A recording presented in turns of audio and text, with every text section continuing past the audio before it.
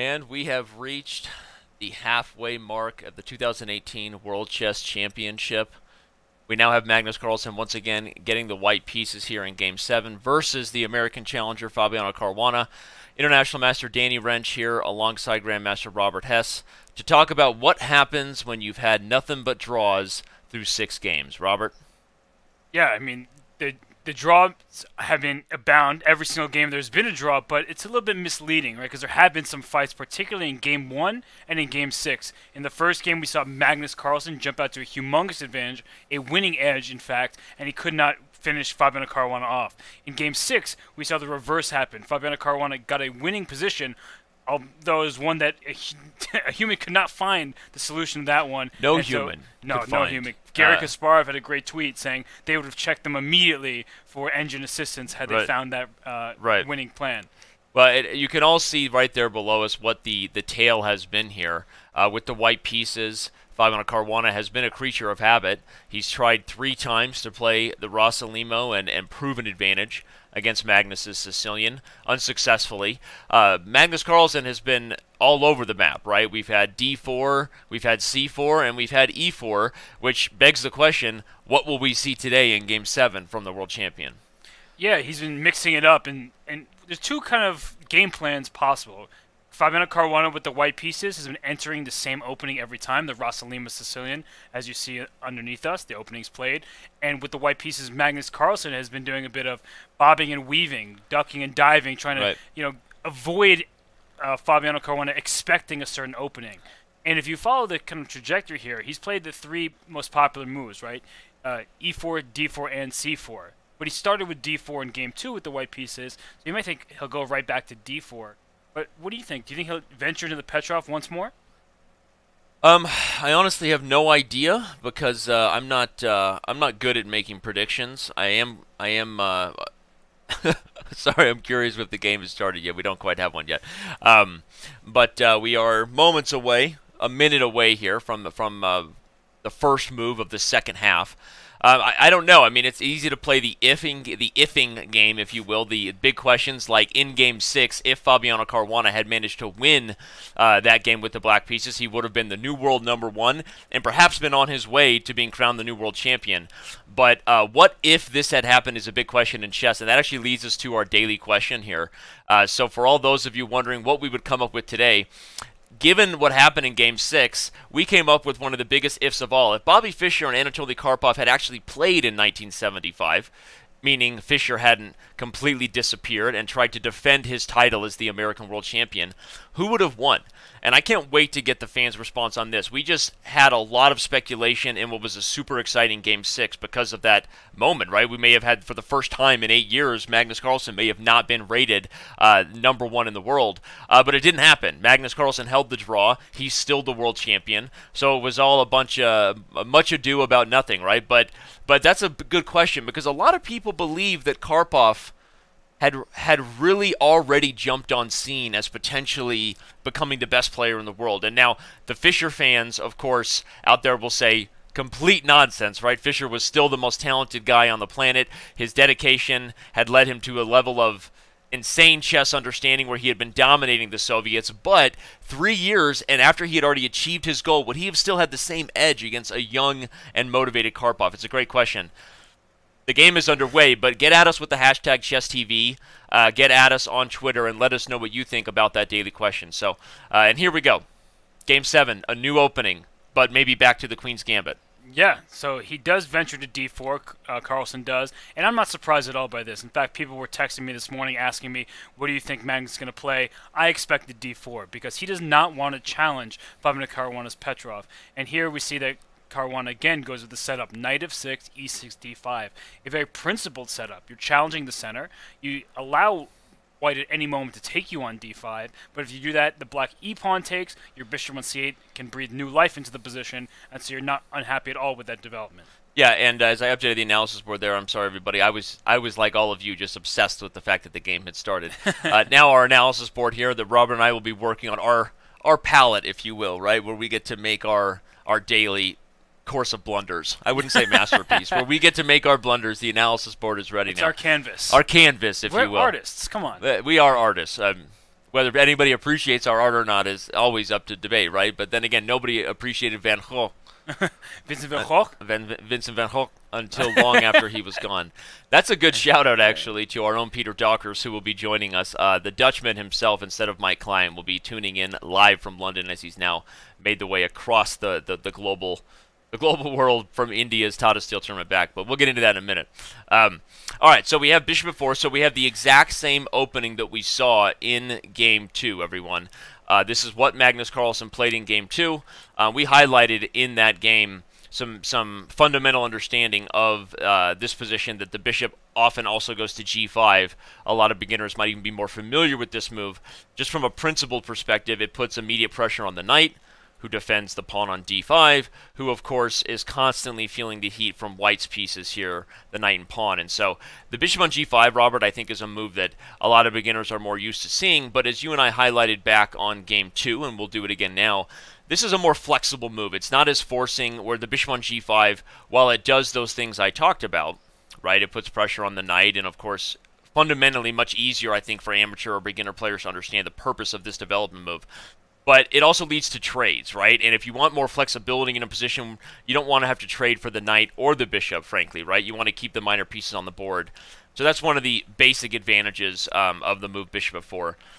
Now, again, after e3 and c5, though, it looks like Magnus Carlsen's team has said, you know what, we've had a few days, and we may be a little more ready to challenge Fabiano Caruana's novelty that he played in Game 2. If you missed that, the move 10, rook to d8, we'll get to that, because we're still potentially on path for that. And that wasn't a novelty, actually. It's just a rare move. Sorry, yeah, it was a novelty in the sense of we highlighted that it clearly took Magnus by surprise, right? Yes. Because once rook d8 had been played, Magnus showed that he wasn't expecting this based on the thinking. So, as we're already at 10,000 viewers here on Twitch, I just want to give a huge shout out to the fact that if you weren't here on Friday for Game 6, we actually were #1 on Twitch, ahead of all other video games, even Fortnite. Shout out to all the 12-year-olds out there tuning in to chess instead of Fortnite. But we had our own. We got involved on social media, and I tweeted just kind of a big thank you to the chess world. That obviously it's a goal of ours to continue to hopefully grow chess and the popularity of the game, and of course, make it as fun and interesting and educational as possible. But there's Anish Giri, who's a great follow on Twitter. If you haven't followed at Anish Giri, you should go do that. And he makes a joke and says he could never imagine his sport ahead of Pikachu. If we could show the screenshot there, you'd actually see what he's talking about. But in the screenshot that I shared there, the tweet below that, you can see chess ahead of Pikachu. But okay, we don't quite have the full image there. We'll get to that later. All right, so back to the game. We've got Same exact opening. Yep. In fact, Fabiano says, "You say you're ready for rook d8. I'll say I'll accept that offer and go right back for the line that I played." Again, this is Game 2. Yes. And Peter Svidler actually made a comment. I don't know if it was on Twitter or on his broadcast. Of course, he does an amazing job, amazing commentator. But he said that right now we haven't really learned much about the opening yet, right? Because we've seen Fabiano going right back to the Rossalimo, so we haven't learned as much about what other things he might have prepared for as white. But we haven't learned anything about Magnus's approach as white, because he's played something different every game, right? So this is the first time we're seeing Magnus going back to something he saw earlier to say, my team of seconds has either improved upon what I did, or okay. There it is. And Robert Hess in Game 2. If you don't believe me, back up. Go check out the Game 2 highlights video on YouTube or Twitch. Robert was calling for the move knight to d2. And maybe his seconds simply got into Magnus's head and said, dude, why don't you just play the most principled move where the knight comes to the queen side and threatens to fork the queen and bishop? What were you thinking in Game 2, right? Yeah, and this is kind of goes against a typical depth versus breadth argument, right? That Fabiano continues to go deeper and deeper into Rossalimo lines, whereas Magnus switches it up. And in some ways, Magnus repeating a line is a shock. This sounds weird, right? You're repeating something. How can that be a surprise? But Magnus is known to just dodge the same line so he can get a neutral position. Now, this knight d2 move, as you just mentioned, it's flexible. The knight can come to b3 because the queen on a5 is not the best square. You have activated that queen, but it can quickly become in harm's way. And in the other game, in Game 2, we saw rook d1 played, which is still a perfectly fine move. And after rook d8, we also were saying, well, knight d2 then makes perfect sense. So, there are plenty of options here for white, and I think it's a much stronger setup than he chose in Game 2. as the bishop on c5 can quickly become a target. Note that there's a queen on c2 as well, so if those pawn and knight, so if pawn takes d5, of course, can be played at any moment, and when that happens, the bishop on c5 feels a bit loose. Right. No, and I almost feel like, oh, okay, and then we have a quick response. Certainly Fabiano would have been ready for knight d2 in game 2, and now he shows exactly what he would have done by playing the move queen to d8. But let's talk a little bit about the basic tactics in this position, Robert, because I feel like, because you and I have seen this before, and we're strong chess players, we're kind of taking for granted all the things I think we highlighted for the viewers, which we should do here. So let's talk about the fundamental aspects of this position that make queen a5 work. First of all, some people might look at the position and say, what about b4, right? Right. Well, let's remember to use our pin emotes proudly. If you are a subscriber to the Twitch chess channel, you can just take on b4. Only subscribers can take free pawns. Of course, here the point is you're taking advantage of the pin because the rook is undefended on a1. So that's why b4 wasn't a tactic. And again, from a principled point of view, it's one of the reasons why maybe Magnus played the move rook d1 in game 2, is you do renew that threat in some positions, although after rook to d8, let's highlight in game 2, it was still not a threat because Fabiano, as we pointed out in that game, would have been fully prepared to sacrifice a piece and potentially go on to just win it right back on c3. Right. So these were some tactics that if you missed game 2, of course, you can see the full replay on Twitch, on YouTube, pretty much anywhere your heart desires. But those are the reasons why the tactics work for black here. If you're looking at the analysis board, why the queen on a5 and the bishop on c5 aren't immediately bad. But it's one of the reasons why Robert was highlighting in game 2 that knight d2 is so principled. You threaten knight to b3, the most direct way to simply take advantage of the queen and bishop. That's why Fabiano just retreated. And in some positions, you also unpin this knight to the king, which will allow you in later positions to maybe go for b4. And so, we're going to get back to the game now. Knight d2 and queen d8 is played. But the last thing, and I'm going to turn this over to you, partner, to explain that now that we're in more mainline principled theory, the one drawback of the knight coming back to d2 is you unleash your defense of the d4 square. And you highlighted in game 2's analysis that regardless of the issues with rook d1 and the fact that Magnus was clearly surprised about rook d8, at least Magnus is over-controlling this square, Robert. He's over-controlling the d4 square and trying to stop d4. Now on knight to d2, Fabiano plays queen to d8, and so I have to ask the question, since you taught me something in game 2 about the threat of d4, how is Magnus dealing with the threat of d4 now? Yeah, and first off, I want to say queen d8 is an interesting and rarer move because bishop c5 to e7 is a more typical retreat, saying that, okay, my bishop is probably not in the best diagonal to begin with, not that the e7 square makes it any better, but at least you avoid the tactics. You avoid the tactic, and if you go knight b3, you're trying to claim, well, your knight's misplaced on the b3 square. Right. All it does is attack my queen, I'll move it back So now anyway. you would retreat, and the knight's awkward here. Right. Okay. And so queen d8, then you have to ask yourself, what is the difference? What's the distinction between playing bishop e7 right away and putting your queen on d8 right away? Well, d4 is a move that is coming if you allow it to happen.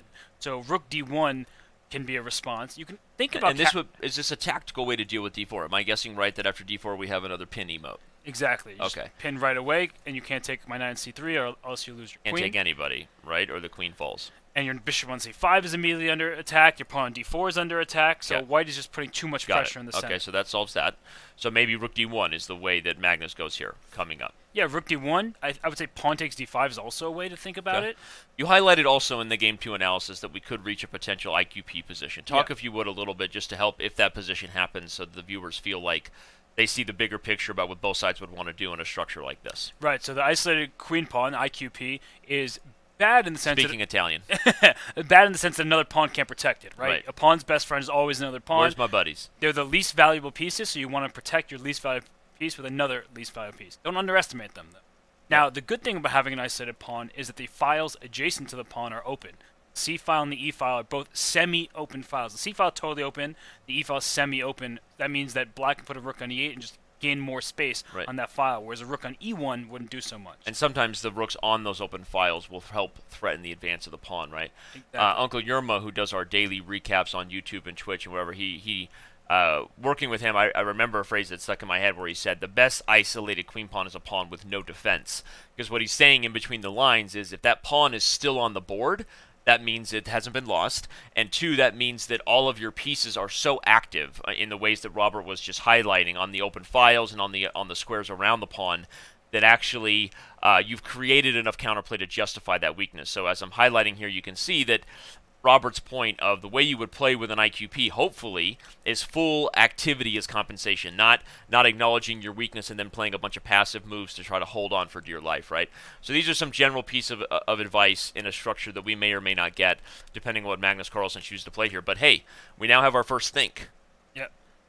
Game 7 sees a repeat of Game 2, and at first we think Team Magnus is more prepared with Knight D2, but after Queen D8 played quickly, has he been surprised again by Team Fabiano? Well, I do see a hilarious comment in the chat by Clearing Browsing History, which is a great handle, by the way. Play Knight F3 and go for a 3-time repetition.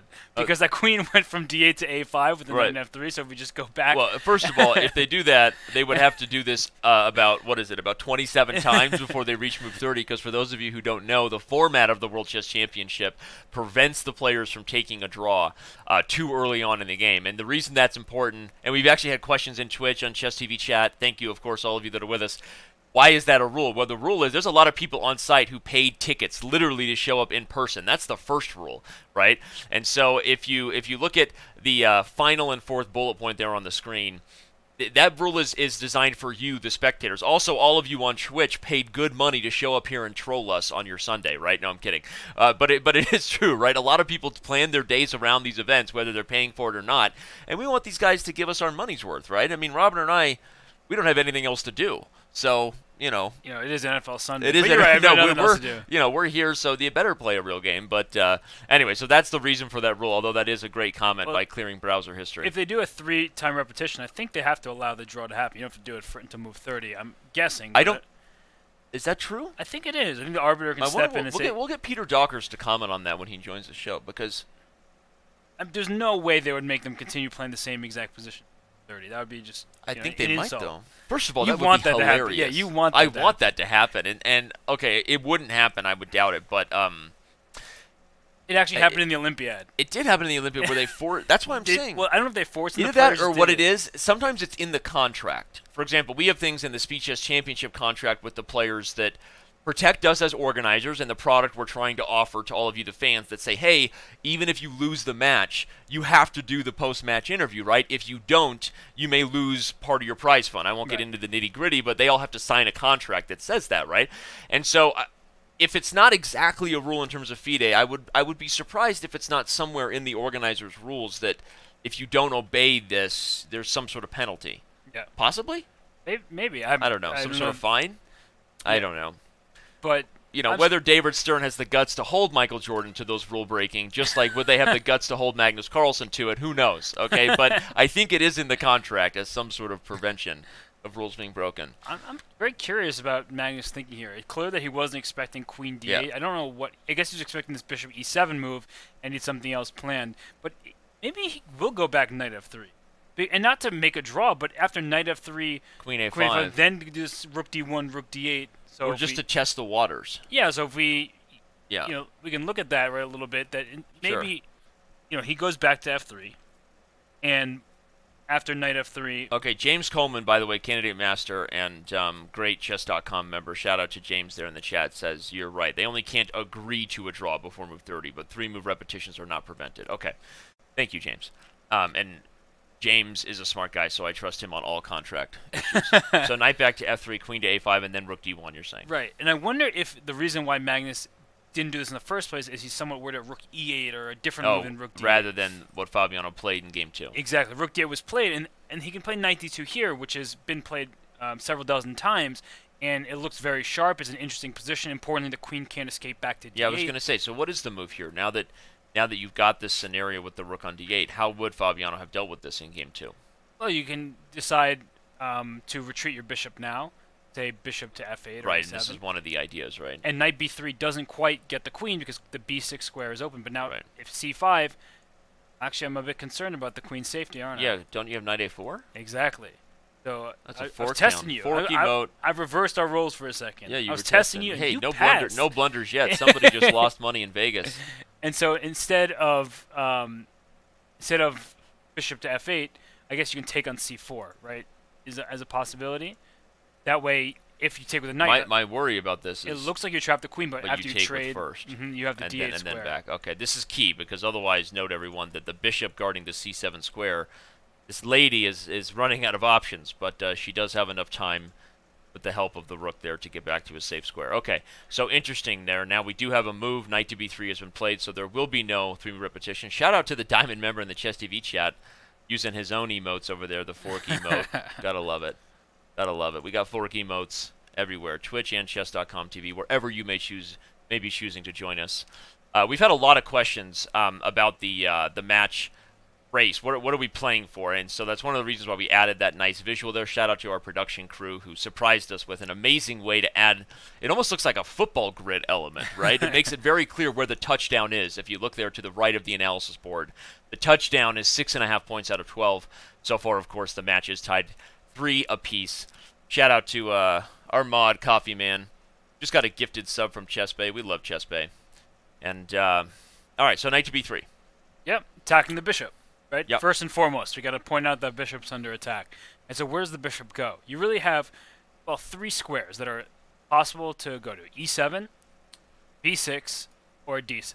Those are the 3 separate options. And which one's the best? I don't particularly love putting the bishop on b6. And I think we should start there so we can eliminate it. And the reason why, look at the diagonal it's staring on. It's staring into a pawn on e3. Now, you sometimes would like your bishop there so you can help play d4. But d4 doesn't feel very realistic when a logical follow-up to bishop b6 is just rook to d1. And I don't know, I'm just putting pressure on your pawn on d5. You can't go d4, because if you do go d4, for the moment it looks like you're well defended. But you have this move in exactly. right? You can always throw in the move c5. Are you testing me all day? No, I'm not testing you. I'm just trying to point out variations. There you go. I'm doing my job. I am paid to do this. Do your job. Okay. All right, so rook d1 makes sense. And I agree with you, the bishop on b6, just from a strategic perspective for all those at home. You want your pieces where they have a future, not even just for that individual piece, but for the overall strategy of your position. I don't know that the bishop there has a bright future. So now let's go to d6. This move makes some sense to me. Yes, that's the optimum move in my opinion. Okay, good. I agree, because to me, if I'm about to be placed, you've highlighted several times in this match that when you have less space, you don't always want a ton of pieces wrestling for just a few squares, right? Yep. And here, when you've got this bishop on a nice diagonal, given that likely this part of the board is to become open, makes sense to me that unless there's a tactical consequence of putting the bishop here, the trading pieces would be a good idea here for black. Right, because the bishop on e7 is not on a useful diagonal either. It's just sitting there. You're talking about cramped space, and when you have that cramped space, you do want to trade bishops. And the bishop on f4 is a very strong piece. So there's 2 options usually, to call it to sit, right, and stare. And this is really important, because I think sometimes when... Actually, there's 3 options here. There's to trade, there's to sit, and then there's bishop g5 here. Yep. Which... we were highlighting the principled aspect of how bishop g5 is a common move in the Queen's Gambit, even as far back as move 5 here, where Magnus has now twice played bishop f4. But if we got bishop g5, this would be sort of back to the old school development, if you will, where the bishop is pinning the knight and naturally, therefore, increasing pressure on d5. I kind of like that move as a response. Well, the 2 options I like best are bishop takes d6 and bishop g5. And the reason why bishop takes d6 also makes sense is I'll just put my rook on d1, right? We're talking this. I can actually castle queenside. Could. There's some times where I might mix it up. And you would, dirty dog. Castles, okay. And the point is that I've gotten my king away from the center. I can connect my rooks more easily, and they're just pressuring in the center on the d5 square. And I'm not positive about castling queenside, because the downside of doing that is our kings are on opposite side of the board. So black may try to launch some pawns at my king and open up that side. And there's already, even though it's not always obvious when we haven't completed development, there's pieces in the way, there's already open lines on this side of the board, right? Whereas over here, there are no open lines against black's kings. And it makes it much less desire to win a pawn, because by winning a pawn, you open up more lines for the rooks. More access for your opponent, Okay. Interesting, though. I think that is, and let's highlight why bishop g5 would be irritating, because there's an immediate threat to just take on d5 here.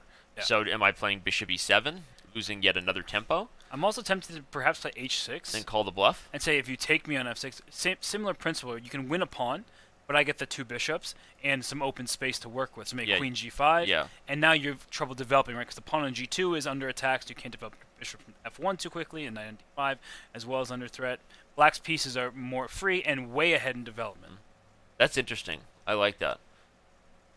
And there's a lot of openings that have this sort of principle, if you will, in regards to looking for opportunities to to timely sacrifice a pawn to get long-term forms of compensation. Things like the bishop pair, things like open lines against your opponent's king, or even just their pieces. So, okay. Wow, bishop b6 was played. Okay, so the move we first dismissed as the one we didn't like.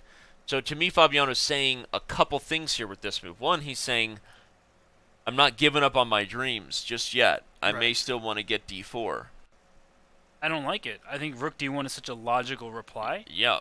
And what are you going to do with your pieces, right? The bishop on c8 is not going anywhere, and that's why you delay that capture in the center. You can take on d5 at any moment, so why do it in a hurry? And so rook d1 is just, comes so naturally as a response, and then you say, okay, what is black going to do? Pawn on d5 feels a little bit, a little weak after we move rook to d1. I'm already have 3 attacks on this. You do have enough defense for the time being, but what's your follow-up? Bishop d7, as noted, doesn't make sense as you pawn. Rook to e8. Well, your rook wants to be on the e8 square if the pawn on e6 is not there, right? Because then your rook has the semi-open file. Now, if you play rook e8, I'm still going to delay capturing because I can capture at any moment. There's no reason to rush. And we discussed before how if you try to go d4 too soon, move like c5 piles up all the pressure on this pawn, which is also pinned. So how would I respond if the move rook d1 is played? I think about a move like knight to e7, just trying to overprotect this pawn on d5, but that also runs into some immediate trouble with ideas like bishop g5. It's hitting this knight on f6, threatening the pawn structure, and behind it there's a even heavier pin as well. So I'm not sure. And someone is asking, I see in the chat, Eric Gonzalez, what if c5 right away? Now the reason I wouldn't necessarily play c5 right away, though it's very interesting, is I think I understand your plan is to take over some squares like knight b5, hitting the queen, and then plant this knight on the d6 square. But in doing so, let's say I move my queen at d8 and knight to d6, maybe black will just play the move on to b6. And you're allowing black to continue leading development. If bishop b5, perhaps I can just go bishop to d7 and I protect my knight. I'm just trying to get my pieces out, and your knight on d6 potentially has wandered too far. And that's the thing, you control some good squares, but once I start kicking the protection of those squares, you may have some difficulties as I open up more lines for my piece as well. Okay, but so you've highlighted why c5 is maybe not your favorite thing, but what about the move you first said rook d1 seems so principled against bishop b6, rook d1? This looks very good. I love just this very nature of pinning a pawn, and white can also think of playing e4 to ramp up the pressure on the pawn. Not yet. I wouldn't do that too early. No, but it is an important idea to keep in mind. Just to show one common sort of pawn strategy, if you will, make a random move. One of the ways you sometimes deal with the fact that when you overexert pressure on a pin and your opponent tries to bypass it is before you allow them to strengthen it, there's intermizzos like this move, taking advantage of the fact that the pawn is still pinned. And again, tactically, it maybe not even necessarily the best move here, but pointing out that this is one common way that you sort of separate these pawns if you can do so in a timely manner, and then you can focus on winning that kind of overextended pawn. So I think that rook d1 with the idea of e4 at some point, certainly something to keep in mind. Yeah, and after rook d1, I guess black should go queen e7, continuing with this theme of giving up a pawn for the sake of quick development. Because after queen e7, you can take this pawn on d5. You just win it, and we'll trade everything there. Yep, pawn is a pawn. But the issue is...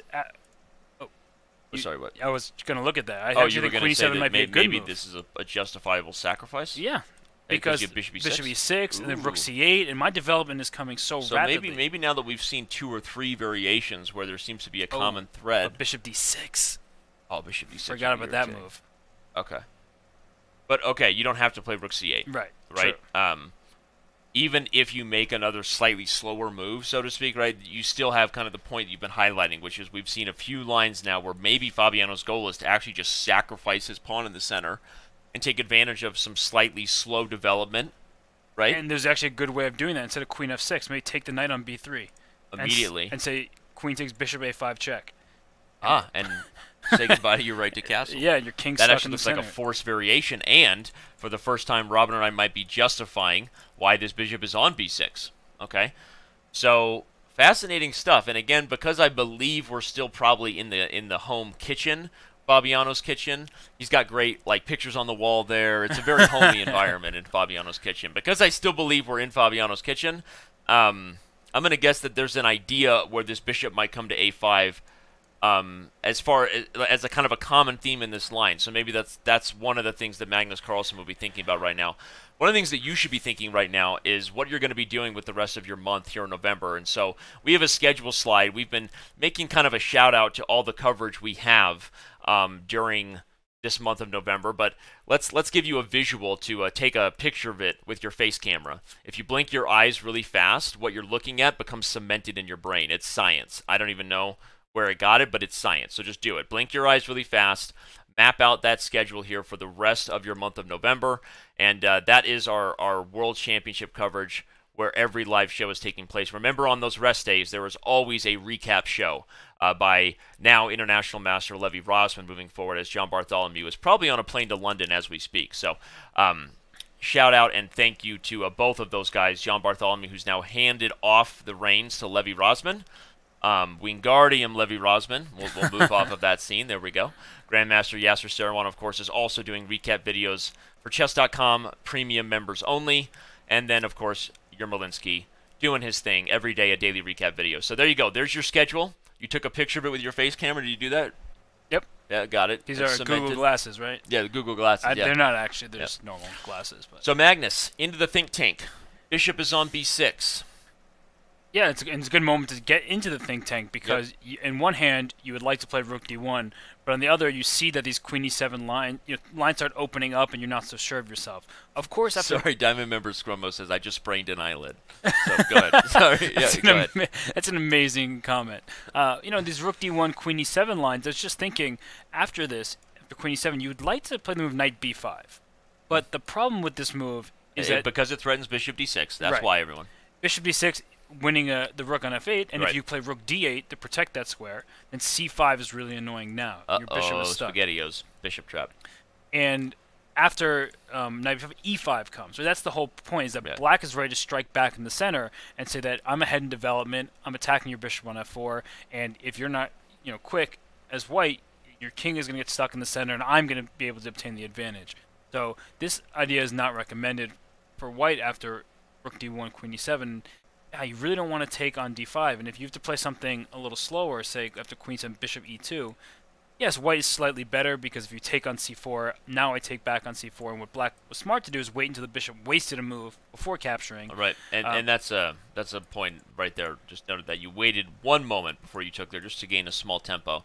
And now maybe you have e5? But e5 sometimes is an overextension, because after e5, the d5 square feels very vulnerable, and the white pawn on e3... You probably go here, right? Precisely. With the immediate threat of knight d5. Yep, knight d5 or knight e4, piling pressure on this pinned knight, and the pawn e3 is better placed than the pawn e5, because it protects this d4 square. So probably a move like rook d8 would have to be played then to deal with that threat. And then you can castle as white, and the kind of the point is a small advantage, because you have a better light square bishop. The bishop on c8 doesn't have a great home yet, but black is also very solid.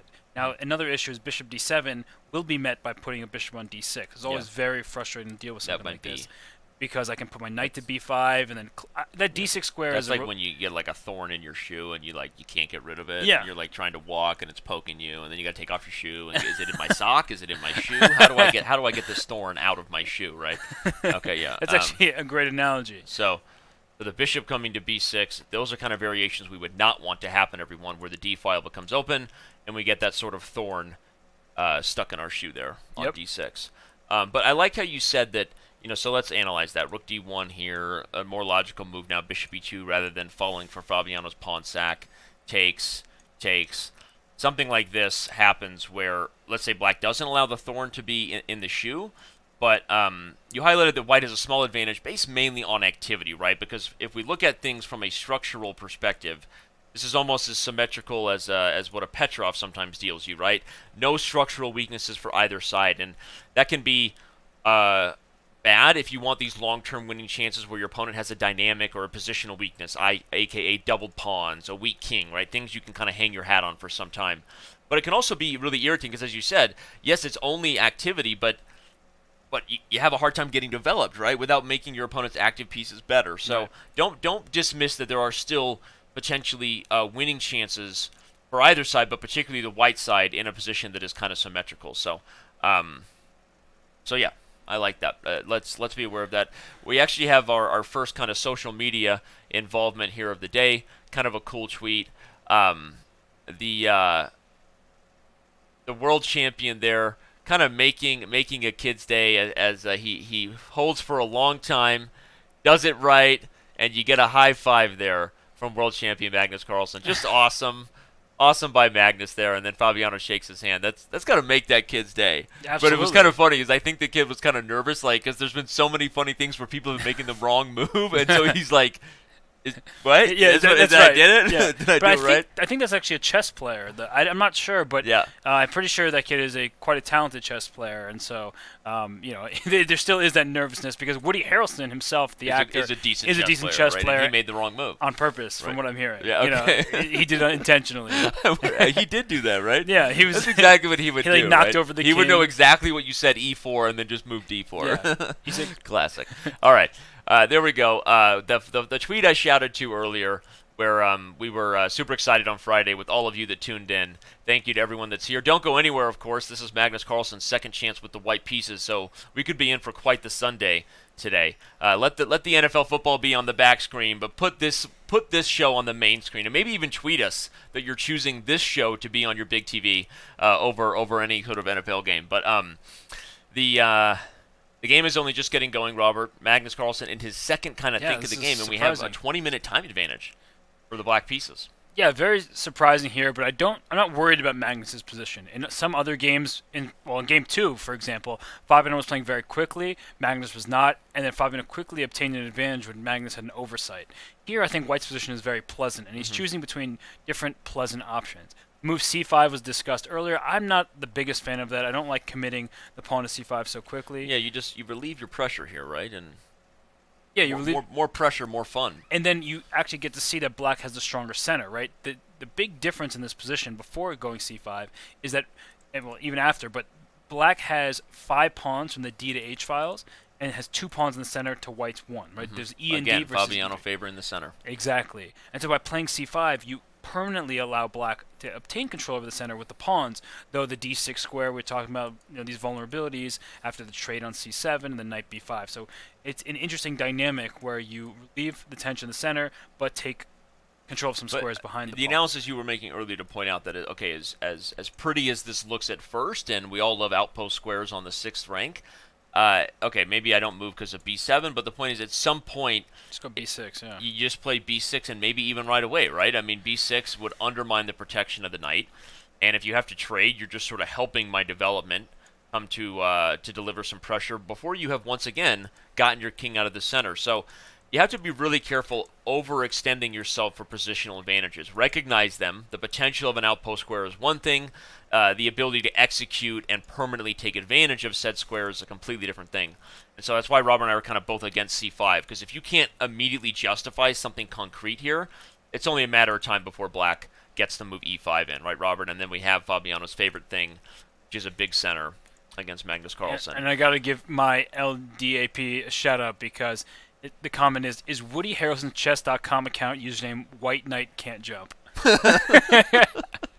One of the best movies of all time, White Man Can't Jump. One of the best chess journalists on the planet is Peter Dockers alongside Mike Klein. My biased opinion, they love being unbiased. I love being biased about how much I love these guys and their work.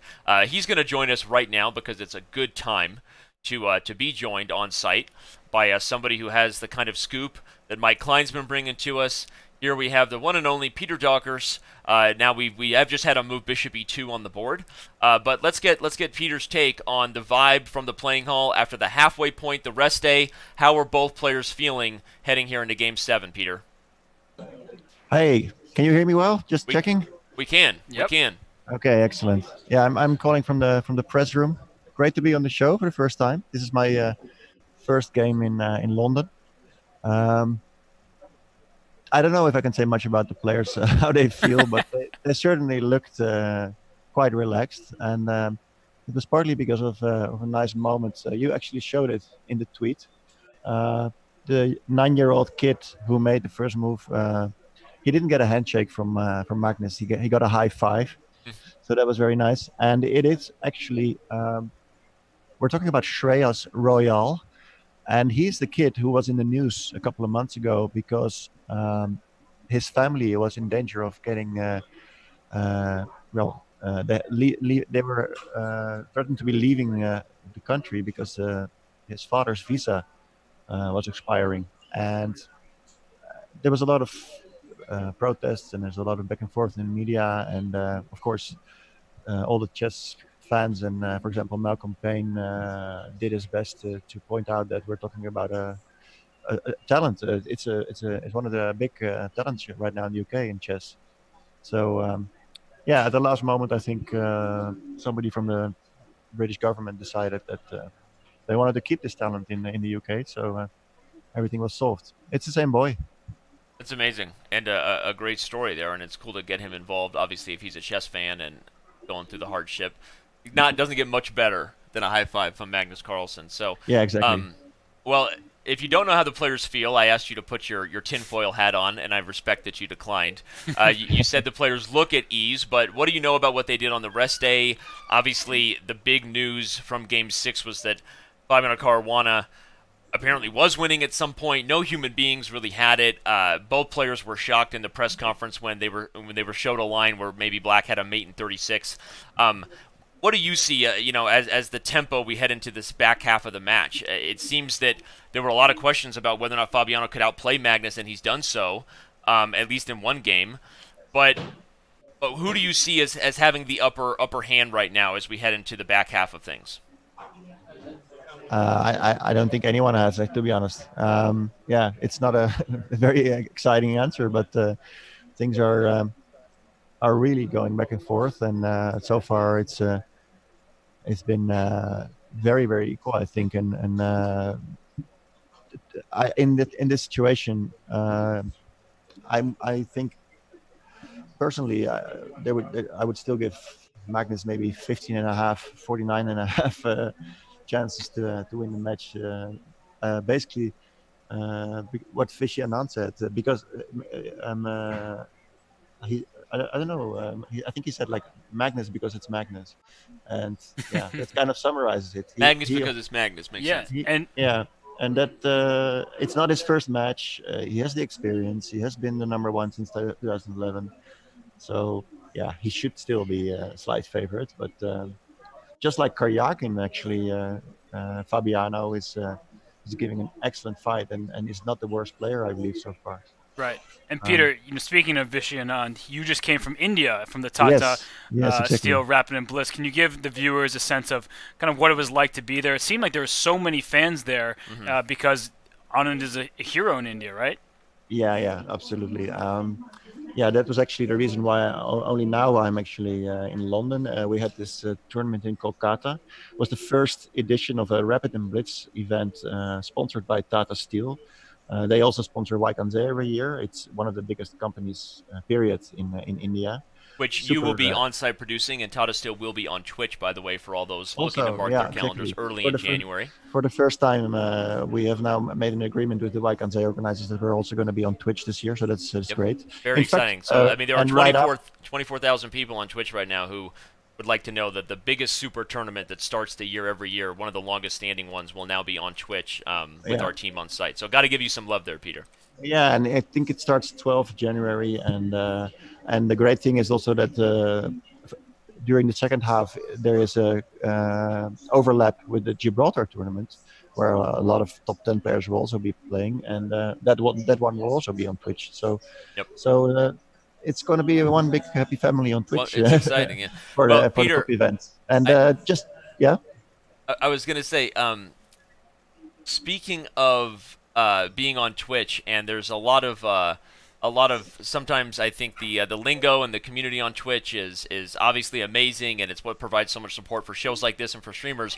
But there's a very common phrase used known as poggers, which is shouting out. Yeah, that's an abbreviation of Peter Doggers. I know. Exactly. When it's very exciting, in a moment, and so I think Yeah. we now have our emote. I think we're going to come up with a Chess.com I'm Poggers, which really is just honored that Peter's they head. made up this for So me. Yeah. Chess.com Poggers, we'll get the right face of Peter Dockers to be Chess.com Poggers, because it makes the most sense that Poggers be the face of a very good-looking guy there, Peter Dockers, and he's that portrait looks like you're looking off into the distance about something beautiful. So thanks for Right. thanks for being here. We got to get your own emote. We got to do that, right? Chess.com Poggers. Okay, turn into the production crew here. Just to quickly finish on India. India was a great edition, first edition. It was well organized and super exciting to see Indian talents Nihal Sarin and Pragnananda both doing a pretty good job, putting up excellent fights. And especially Pragnananda, who managed to draw Hikaru Nakamura in both the Blitz games, was absolutely amazing. And as I wrote in my news report, the cherry on the cake was Visha Anand, 48 years old, actually winning that Blitz event by beating Nakamura in the tiebreak, especially for the local fans. That was, of course, absolutely amazing. And Nakamura himself, Hikaru, was very gracious. He immediately said it was a justified victory, and he said that Anand is a great player, and he had all the respect for him. So that was also great from Hikaru, who lost the playoff. And on a final note, maybe, although I don't know how much you want to ask, but actually for me personally, it was quite tough to get to London in the end. My plane 2 days ago, got diverted to Norwich, and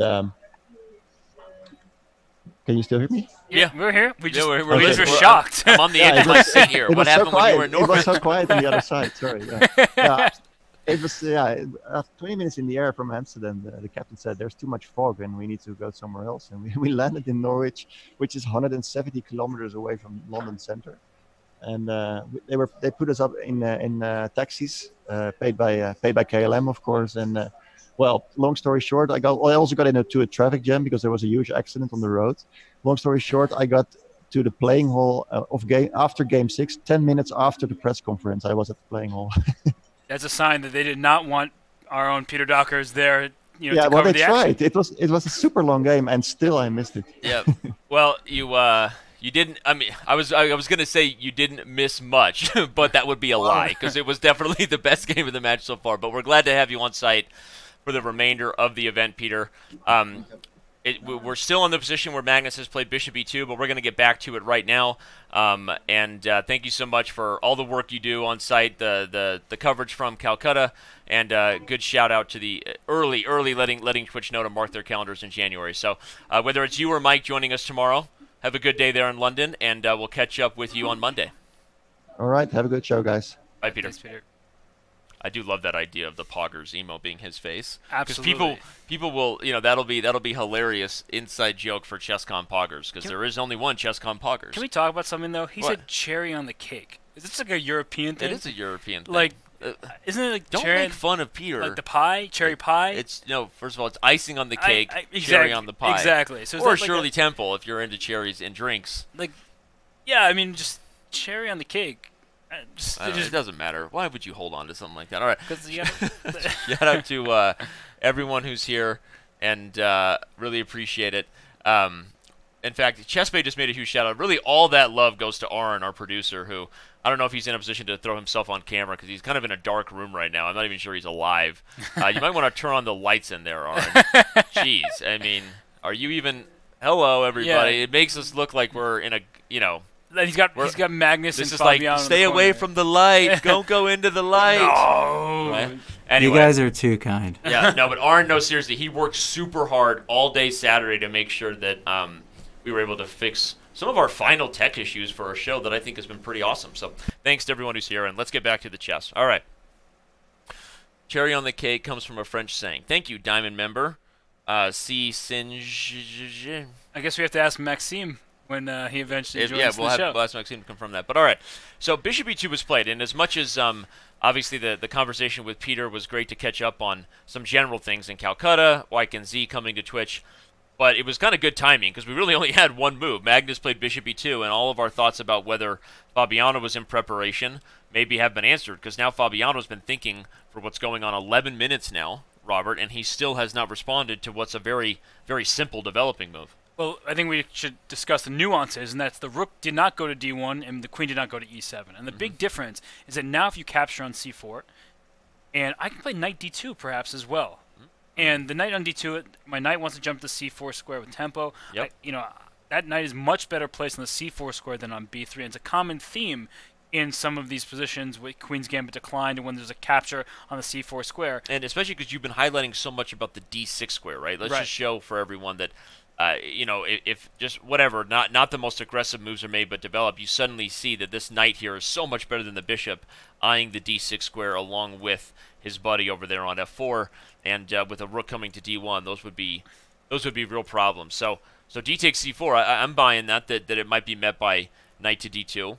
Also, if you remember in game 2, it wasn't exactly the same line, but Magnus also played kind of a simple bishop e2 at some point, right, rather than the more challenging line. So the fact that he's played it here means that there's something about the principle of this line that Magnus believes in, just playing easy moves, getting the king castled, and then maybe getting both rooks over here to kind of fight for things. So, and the fact that he went for that move order even here is clearly kind of surprised Fabiano at least enough to get him to spend 12 minutes. Actually, he spent 15 minutes now that the move has actually been made. We see the live time caught up before playing the move queen to e7. Yeah, and queen e7 makes sense. And I guess the inclusion of this bishop on e2 rather than the rook on d1 should make some sort of difference. And the bishop wants to go. For one, there's no threat of taking here. Not sure you were going to win that pawn. I actually was going from White's perspective. Oh, okay. I'm not sure. The rook on d1 will go there at some point, most likely. But the bishop on e2 can go to the f3 square at the right moment. Not now, but at the right moment it'll go there to put pressure on d5. If that d5 pawn ever moves, the c6 knight behind it can potentially be captured. Yeah, one example of that, reason why it doesn't go there right now is if you do it too soon with your king still sitting on e1. These are the tactics that Robert was likely looking for. Hashtag pin emote. Don't allow the position to become too open when your king is still in the center.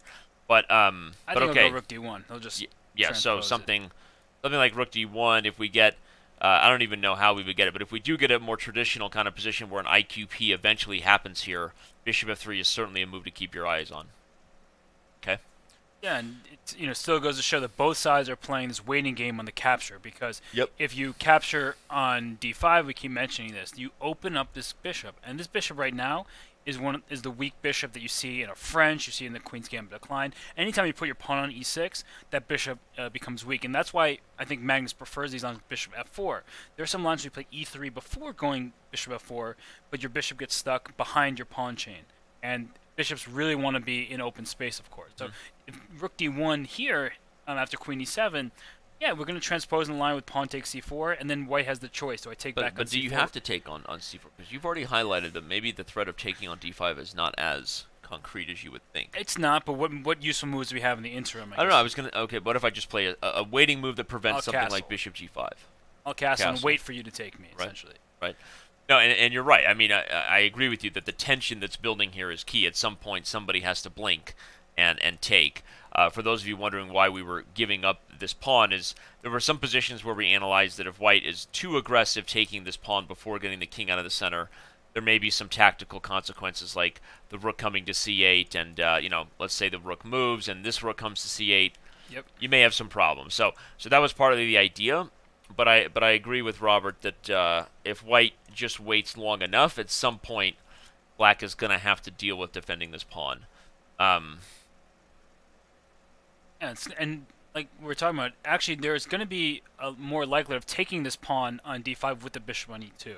Yep. And the reason why is because if, let's say instead of castle, but we need the castle in, so let's make some. Let's actually include the castle and play a6 or something. Now after pawn takes d5, pawn takes 5, I can actually throw in with bishop f3. Right, I don't need to take it. And so if you protect with bishop e6, now you can trade everything happily. Exactly. And once I trade your light square bishop, you don't get that tempo, and my pieces are doing very well in the center. So something like this is a very good way to win a pawn for white.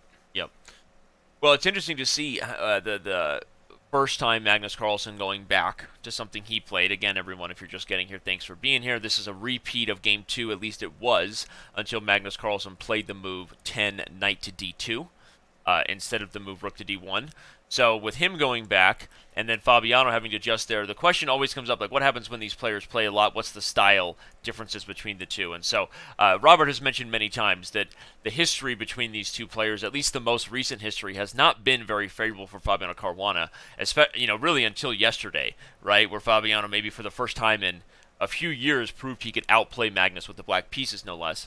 But there you have it, Robert. We have a nice image that reminds everybody of why you, for one, you admitted you became a Fa believer after Game 6. You now believe that Fabiano, as a friend, you were rooting for him, maybe not really, but as a commentator, now you believe in him, right? Yep. And this is why you maybe didn't before that. Magnus Carlsen has really dominated the recent history here. Yeah, and this is before the match. The first 6 games of this match have not been included in this head-to-head. This is all prior to this match. I think it's important to show that context of Magnus had 10 wins of Fabi's 5, and he was beating him with both colors. Yep. And since that loss in Norway 2015, Magnus won 3 decisive games, 2 of which he won with the black pieces. Yep. Just kind of, to me, showing his head-to-head dominance against Fabiano. But as you said, I became a Fa believer, and there's not a trace, no doubt in my mind. No, hey, I saw Fabi's play. Now I'm a Fa believer, right? Yep. And I thought, okay, we'll do this later. I saw his face. No, okay. So yeah, We should watch Shrek. We should. Where is Shrek when you know? But anyway, but Fa believers were made on Friday, Game 6, where Magnus Carlsen almost lost his world #1 ranking with the white pieces. But so whether we didn't, whether those who were skeptical whether Fabi could really hold his own in this match, there's been one game to show evidence. But there you have it. The data that Robert's been referencing has really favored the world champion in terms of their stylistic differences, and so.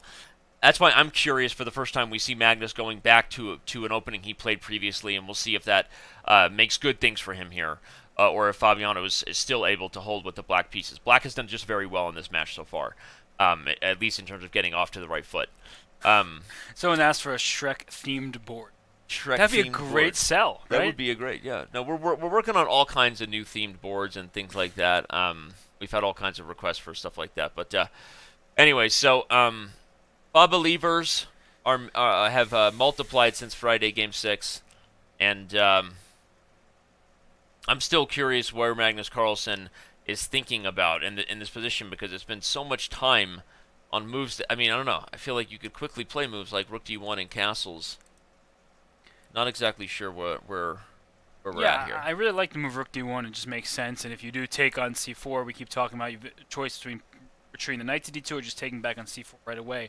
And what a position like this comes down to me is not that white is so much better. I think the position is actually closer to equality than a significant advantage for Carlsen. But the real thing that you can't be understated is this bishop on c8 really lacks a square on the board that is particularly useful. And a move like e5, if you're eventually going to play it, weakens control over the d5 square. So rook d1. We actually referenced this exact line earlier. If you play e5 too soon, then bishop to g5 comes, and this square on d5 is white's for the taking. Now, sometimes you can get away with giving up a square of this importance.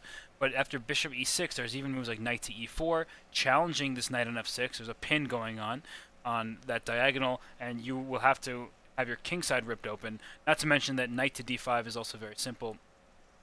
You have to take with the bishop because it's pinned. And once I take back with my bishop, I can even take your knight on c6 at some point if I want. But more importantly, I've obtained the 2 bishops advantage. And in open space, particularly with the control of the d5 square, the light squares are under control. It looks like a slightly better position for white. Though, of course, you have to calculate what happens if the move h6 comes, kicking this bishop out from the g5 square. It's becoming a little bit of a mess. So I don't, it really has to be calculated thoroughly by both sides before entering a line where you push this pawn out to e5. But after queen to e7, okay, Magnus still is in the think tank here, trying to figure out what to do. Indeed. Great description of why he's in the think tank. But he's thinking about castling, thinking about rook d1, but I don't even want to give black the option of pushing that pawn to d4. Maybe it's not such a good move. Which is why you like rook d1 so much. Yeah, and actually, you can give black this move d4. So if you castle, and black goes d4, is he just going to go like knight to d5? Hit the d6 square? Yeah, that would be an interesting... But then there's e5 for black. This is the exact thing I don't want to give. Right. is an expanded center without control of the d5 square because my knight's over there on b5 and actually it's about to get trapped as soon as you go a6. Yeah, bishop g5 might be met by a6, and unless there's some other tactical... Or maybe there's c5. Yeah, I was going to say this might be a saving resource, but still very risky for Magnus to kind of overextend here, which again makes sense as to why we would stop d4. But okay, well, as we wait for our players to tell us exactly what direction this will head, I think we're going to take our first quick break of the day. Please don't go anywhere, everyone. We will be right back after just a few moments here.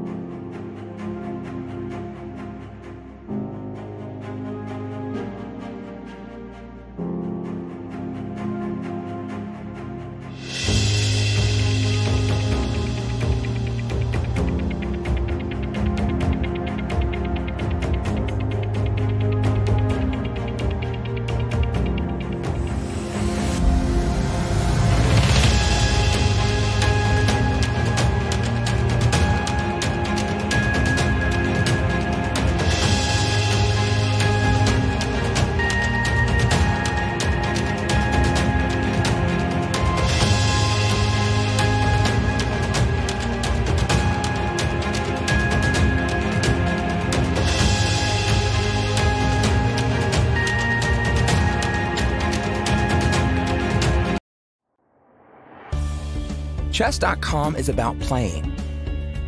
At any moment, there are thousands of people from around the world playing on Chess.com. So whether you're a total beginner or a grandmaster, you'll find a game quickly with someone at your level. You can play at any pace, from 1-minute bullet to 5-minute blitz to 60-minute games. Or you can play more relaxed games where you have several days to make your move. There are tournaments starting every few minutes, or you can play against our customizable coaching computer. Chess.com is for learning. Chess isn't just about playing, it's about getting better. Chess.com puts the best training tools at your fingertips. Sharpen your game with over 50,000 tactics puzzles. Improve your strategy with training videos by top grandmasters. Get instant feedback after your games with real-time computer analysis. Regardless of where you're at now, you can take your game to the next level. Chess.com is for sharing. Join the community where you can discuss chess ideas in the forums and follow the latest chess news. Or join a club with friends and play in a league against other clubs. You can find all this in your browser at home and at work, or on the go with your phone or tablet. Signing up is free and easy. So what are you waiting for? Enjoy your game. Game 7 continues here. International Master Danny Wrench alongside Robert Hess. I want to remind everybody that you can get at us on Twitter personally right there. You can follow each of us, but you can also get involved with the daily question using the hashtag ChessTV. After the big ifs that we had before the rest day, Game 6, where if Fabiano Caruana had won, he would have been the new world #1. If Bobby Fischer and Anatoly Karpov had actually played in 1975, Robert, I'm just going to put you on the spot. Who would have won? Fischer. Fischer, okay. Yeah, absolutely. Cool. I'm also going to pick Fischer despite my hype that Karpov was really good, but I'm curious for arguments for Karpov. So we'll definitely follow Twitter. Remember, if you give us a great answer, you can win a diamond membership. This guy doesn't need a diamond membership because we give them to the world's best chess players and title players, but he's really good, and he does use his diamond membership. Yes, he does. And he is world number 6, world #1 in France. Founder, manager of a pro chess league. He doesn't need an introduction. He'll be joining us at some point today. Don't forget that tomorrow our special guest will be none other than the legendary Hikaru Nakamura. And it doesn't need an introduction as well. He's a 4-time U.S. champion.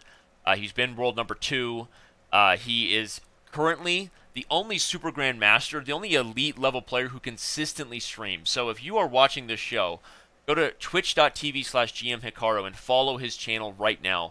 Hikaru is obviously one of the biggest names in the game, one of the most popular personalities and known commodities, especially to the online chess community, and he streams regularly as he plays on Chess.com, and his channel is blowing up. Yeah, and he's got like 50,000 more subs than we do. And he's a semifinalist for the Speed Chess Championship. That's right. The Speed Chess Championship is coming up November 30th through December 1st and 2nd, so great reminder there, buddy. I saw a question in the Chess TV chat who I want in the finals. I don't really care.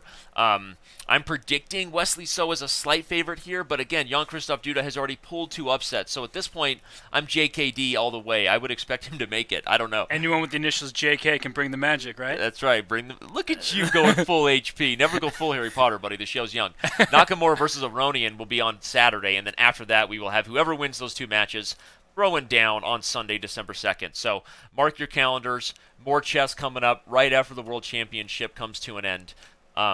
Robert and I are going to be busy. We take throw coat tea. We're doing everything we can to maintain our instrument here. Yep. Look at this move, Bishop G5. Okay, that's the move we were curious about. Yeah, well, he played it earlier than I anticipated, but Bishop G5, as you were talking about a while ago, is putting pressure on the D5 square. And if you take on C4, do you think he's going to bring the knight back to D2? I think he will. I love this move, not only because of the idea you highlighted earlier, but now we've got the pin. Right, the pin now on... Pin. That's a really frustrating thing to deal with, actually, because the queen on E7 would prefer to be a bishop, so that you can not be pinned. Not that was a mouse slip. Okay, Bishop G5 again, just to highlight that. The point is the knight comes here, and as Robert said, the bishop would prefer to be on E7, as that would avoid the tactics that are about to happen. You could play this really sort of weird move, Bishop D8, right? But you could do it, right? That's like a computer move from the perspective that actually it doesn't even avoid the double pawns. Right, because you have to move your queen away, right, and you can't have both. You need to be able to move the queen and deal with this, but you don't have time. Right. So Bishop D8 is the you gave. By the way, he wasn't on camera, but he gave a little shudder. He might have thrown up a little bit in the back of his throat too. So Bishop D8 is no good. I think that you have to take on C4 now, or you really I don't think so. I'm going to go back to the idea you mentioned earlier and go full pawn sack. But I don't like it as much now because let's say I take on F6 and take on D5. Once I take with my knight on D5, I'm forking your queen bishop. I was hoping I had a move here where I didn't have to take back. You've gone crazy, Dan. Yeah, you have. I think my Dan's gone crazy. My Dan. I think my Dan's gone crazy. Okay. But now you're just down a pawn. I am indeed. And I still am not threatening to take here. So I was testing you. You passed. All right. So that's no good. So H6 is no longer an option. And if that's the case, you probably have to take on C4. Because you really don't want to be left with problems in the D5 square. Bishop takes was the immediate response, but as we've highlighted, probably not as good as the move knight to D2. So let's stick with this. Try to come up with an approach for black. Maybe now we go to H6 before you get knight E4. Okay, Bishop H4. I want you to play G5, right? I want you to expose your king side. And once I go Bishop to G3, now I'm going to take back on C4 anyway. So it's not like, oftentimes, for everyone listening, is you might want to ruin your king side if you got to keep the extra pawn. It's worth the material if you're being a greedy. Meaning this would be okay if we somehow had the pawn on B5 and a pawn on A6, right? If you can hold on to this guy, it might be worth it. But if you're losing the material, all you're going to do for the rest of the game is try to move your pawn back from g5 to g7, but Chess.com bugs prevent you from doing so. So that's frustrating. Right. So this frustrating that you can't push that pawn back to g7 once you've put all the way in the g5 square, but also, well, I'm going knight d2 again. Oh, sorry. Yes, of course. No, it's actually, that's funny. It shows that the reflex is to recapture. Yeah. We don't always have to recapture right away Yep. if we can actually improve a piece in the process of getting that pawn back. So I wonder if there's some sort of line where black is going to have to be prepared to allow the double pawns. Or the other option is I go for this knowing I'm going to lose the pawn, but I try to get the bishop pair. But no, this is a bad idea because you never really want to take here and open up the rook toward an open king and there's a anyway. bishop on e2 that you... Which would all h5. We are an hour and 7 minutes into the show, and I've made my first blunder. So just want to make sure Tim Donaghy gets it right in Vegas. That's all. Make sure are you making some referee jokes? Making sure whoever was betting on that line about when the first blunder would happen, that it was accurately called. Speaking of calls from on site, we've got Rocky and Apollo Creed entering the ring for another round. Classic Mike with his pop culture references. One of the things people love most about his news reports is his ability to mix in things from other non-chess genres. Here, of course, we've got this is a movie reference, not even really a boxing reference, right? Because let's be honest, Rocky is much more of a romantic comedy than it's given credit for. You know, I'm not getting involved in this one. All the Rocky stands are going to get really mad about this. So. Yeah, exactly. Okay, well, I am curious then how we're dealing with bishop g5, because I really like your idea of the knight coming to e2, and I don't even care about this pawn. I hate the fact that I'm about to get my king side destroyed. And you might use the c knight. That way you can, if you move your knight c to e4, you can, I'm saying knight c to e4. Oh, this that knight. way your pawn on c4 can still be captured with the knight on d2. So your knight is just really entering the game. I thought you were referencing this knight because of... You can do that. And I almost did it because of what you said. Now, if depending on how you attack my pin knight, what do you want? I think it's the c knight again. Right? I have this move. Which is, again... And then knight takes c4. Right now, my knights are just really entering the action here. I'm clearly going a little bit... I'm getting a little bit over-worried maybe about these double pawns, right. But I think it's actually a good demonstration. In fact, maybe a move like this is what we'll see, because at a certain point, if we're making those moves that make you shudder just to stop the double pawns, right. Maybe we should be trying to be active instead. And actually, bishop a5 is a very interesting move, and it goes to show that, let's say we give them the double pawn, so we take on f6 with perhaps the knight. Okay. Pawn takes, bishop h6. Now immediately there's rook d8. So black is not getting checkmated. In fact, black is the one who's launching a pretty nice attack.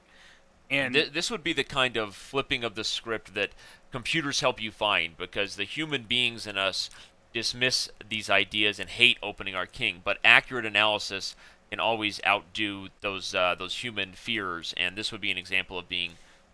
You may actually would lose the pawn in those lines because you wouldn't have enough to get it back. Right, and it also goes to show that maybe white shouldn't take on f6 right away. I can castle, right? Okay. Instead of taking... get unpinned. Get unpinned, so I could take on c4. That pin on f6 is still going to exist. Right, but maybe now I can do this. Sure, and I'll take back with my knight. Right, taking with the queen would allow this. You sneaky, sneaky guy. Sneaky guy, right? And so if you take with the knight, you're no longer threatening my knight, which allows me to get out of the pin. True. Suddenly... And white is hoping that having the dark square bishop is enough of an advantage to offset the fact that maybe instead of h6 you can even play b5 at some point. Right. I wouldn't do it right away, and I think it's worth showing that b5 protects the pawn, but a4 directly undermines that. Yeah, and you can't play a6 because any mode. Problems down the A line. That's right.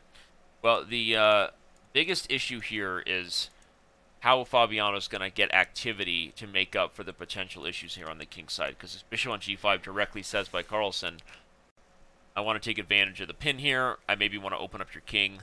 So I can't wait to see how Fabi approaches this, because it may lead us to a much more dynamic position than we first thought we were going to get in this Queen's Gambit. And this is a subjective issue more than an objective one. That's important to note that, probably with the assistance of engines, black is doing totally fine, but there's just this discomfort you feel when there's this pin that's potentially compromising your pawns on the king side. You start worrying about that. Yep. And it's not that it's losing immediately, but in the long term, having those kind of weaknesses can come back to cause you to lose a game. Yep. So if Fabiano is taking a good think here, just trying to figure out, well, we saw that h6 was what we were analyzing before. That doesn't really work out well because I lose a pawn in a much worse fashion. if I play pawn takes c4, well, then I free up the e4 square for a white knight. Maybe even bishop takes c4 right away is just perfectly Maybe good. it's better than we thought because you're still threatening this. Right. And that actually prevents my whole counterplay line, right? Yeah, there's no counterplay with bishop a5. If you go h6, I can just retreat bishop to h4. And you still got this threat. I'm not worried about g5. That is the sort of move that worsens your king's I think safety. we still have this move coming in. Sure. At some point, right? Bishop back to e2. You may go here anyway. Ooh, that's right. That's feisty. Saying I'm not doing this idea anymore to get the bishop pair, letting go of that fantasy. I'm doing it to make sure that I forever ruin this, and I might be quickly punishing you for something like that. Yeah, you get like that. Very quick initiative over there on the I drank side. some coffee this morning. Yeah? Did you? Like every morning? You make it sound like it's the first time you've done that. And all of a sudden you're bigger Maybe I and put a little better. something extra in that coffee. We talked Oh. about Coke earlier. Coca-Cola. Wrong with you people. Anyway, no, but no, that might be an interesting way for Magnus. I like that we're going back to this idea because this seems like a really straightforward thing to go for. So. And Bobby's really not thinking about just this move. He's trying to come up with a Yep. plan. Right? There's a 5-year plan. There's also a 5-move plan, Right. and he's trying to figure that one out. He's got his There's 5-year also plan. best laid plans of Fabi and men, mice and men. I don't even know what you just said. Best laid plans of mice and men. Oh, okay, gotcha. Yeah, Linebacker yeah, I reference. know, but I didn't realize what you were doing there. I didn't realize you read. Oh. You're about to just absolutely. Oh my gosh, that stings a little bit, but okay. I'm just kidding. I know you read a ton. You read way more than I do, honestly. The we've got some shout outs to the bulletproof coffee's good. For those who don't those who like the bullet coffee there. Get your fatty acids, you get your stuff anyway. So get your mug at the merch store. Click the merch button wherever you're watching this, Chess TV or Twitch TV/Chess. Get your mug. People are going shots fired. Shots fired. Sorry, That's Danny. right. You know I love you. No, don't worry about it. I thought it was great. It stung me to sting you. It's like a bee, you sting and then you just die. What it kind of felt like. Is it already? So we already have. We made a call to action earlier. That's how quickly our team operates. That we needed our own Chess.com Poggers emote. I don't see it. Maybe I have to refresh. Apparently, I've been told that it's live. Well, let's see if people can use it. Oh, I see it. You see it? Yeah. Poggers! I love it. Chess.com Doggers Poggers. You have to refresh, apparently, to see the emote. I have now done so, and indeed, shout out to everybody here in the chat. Chess.com Poggers. Oh, boy. Here comes the chat. A lot of Poggers going on. Love it, love it. The one, the only, the Poggers hype. You think that, can you imagine Peter Dockers ever thinking he'd be, of Poggers fame? I know, and it could end up being one of our most used famous emotes. Do we have to pronounce it like Pockers? Because Pockers. he's Peter That's right. Dockers? Dockers. Even though Dockers. Get the Poggers. Dutch going. All right. Well, Bishop G5 is causing Fabiano enough to go into another think tank. The clock's now almost even. If for some reason you're just joining us, the time advantage for Black was much more significant earlier in the game. It was almost 25 minutes at one point with Magnus not exactly sure how he wanted to repeat the game from Game 2. Again, we highlighted that all the way back here on Move 10 is when we saw Magnus Carlsen first do something new and different. Remember that Game 2 saw the move Rook to D1 for the white pieces. So here Magnus played the move Knight to D2, which had this principled threat of bringing the knight to B3, forking the queen and bishop. And so Fabiano wanted none of that. West running that, brought the queen back. Now the bishop had to retreat. Robert and I were slightly surprised by this. We were expecting one of the more traditional retreats where the bishop stays on this F8, A3 diagonal. But Fabiano played bishop to B6. Magnus went into another think before playing the natural move bishop E2 over Rook to D1, which is, again, a move that occurs in so much common theory in these lines that Robert and I have been sort of calling for this move now for the better part of the last hour and a half, to be honest. But bishop E2, the queen came to E7, and now, again, no Rook D1, but rather bishop G5. I've seen some suggestions in the Chess TV chat, Robert, that maybe Black should go for the move D4. So let's comment on that. Why is D4 no good? I'm guessing this is still just a big problem. But we've had a couple of suggestions on it, and now that I'm looking at it, maybe there's more to analyze here than first meets the eye. Well, 94 just looks like a good response, and the reason why is you're making use of this pin. H6 becomes impossible because the G7 pawn becomes overloaded. Not something you typically see, but I will win a pawn if you try to kick my bishop out. And if you take on e3 with your pawn, I'll take back with mine. And once I castle, your knight on f6 is about to feel a world of hurt. Right? I'm just going to actually just be piling up all the pressure on the f6 square. So it does look like a good move to get that. But it's crazy because the e pawn is. I know. I guess c5 is exactly. too strong. I'm coming to c5. I can castle queenside if I need to, but castling kingside just really hurts your position on that side of the board. Okay, so good explanation there, but I think worthy of us pointing out, because one of the reasons Robert and I kept suggesting rook d1 is that it is a principled way to stop d4. So I think it was a fair question by our chat to say, well, now that Magnus has kind of ignored d4 a couple times, what happens on d4? So thank you for the Diamond member who threw that question our way. I forget who you were, but thank you. Okay, so the bishop is on g5, and still thinking. Not a great sign for Team Fabi, but okay, he's still doing perfectly fine on the clock. They're evening out in terms of how much time they have left. Yep. And there are 27 moves left before time control, so an hour and nearly 10 minutes for 27 moves. Still pretty decent. You've got over 2 minutes per move, excuse me, but it's getting more complicated, and I think the complications right now are favoring Magnus, both from a chess point of view, but also a psychological one. Right. You never want. And I think the reason you're saying that is because this may be the most time, maybe the most uncomfortable Fabiano's felt as black. Yeah. In the match, right? We've been Absolutely. talking how much black is okay, and let's go ahead and bring back our opening slide so we can remind everybody the openings that have been played to this point. Regardless of what Magnus Carlsen has chosen, Queen's Gambit, English opening, Petrov defense, where Fabiano almost won in Game 6. We really haven't seen Fabiano in any real trouble as black. No, not at all. In fact, both players. The one game he almost lost was with white, Game 1. Yes, right. Fabiano almost lost to white. Magnus almost lost to white. This is one of those positions where white is slightly better, and black has just a little bit of a headache trying to figure out how to free up his pieces, how to avoid the pin. They're just these little subtleties, and some of them are not so subtle, right? The pin is not subtle at all, but something more subtle is bishop on c8. Is it going to stay there locked in by its pawns the entire game? And it's an advantage of maintaining the tension, by the way, everyone. The longer you maintain the tension of these pawns, the longer this bishop stays, which means a rook can't access that square, right?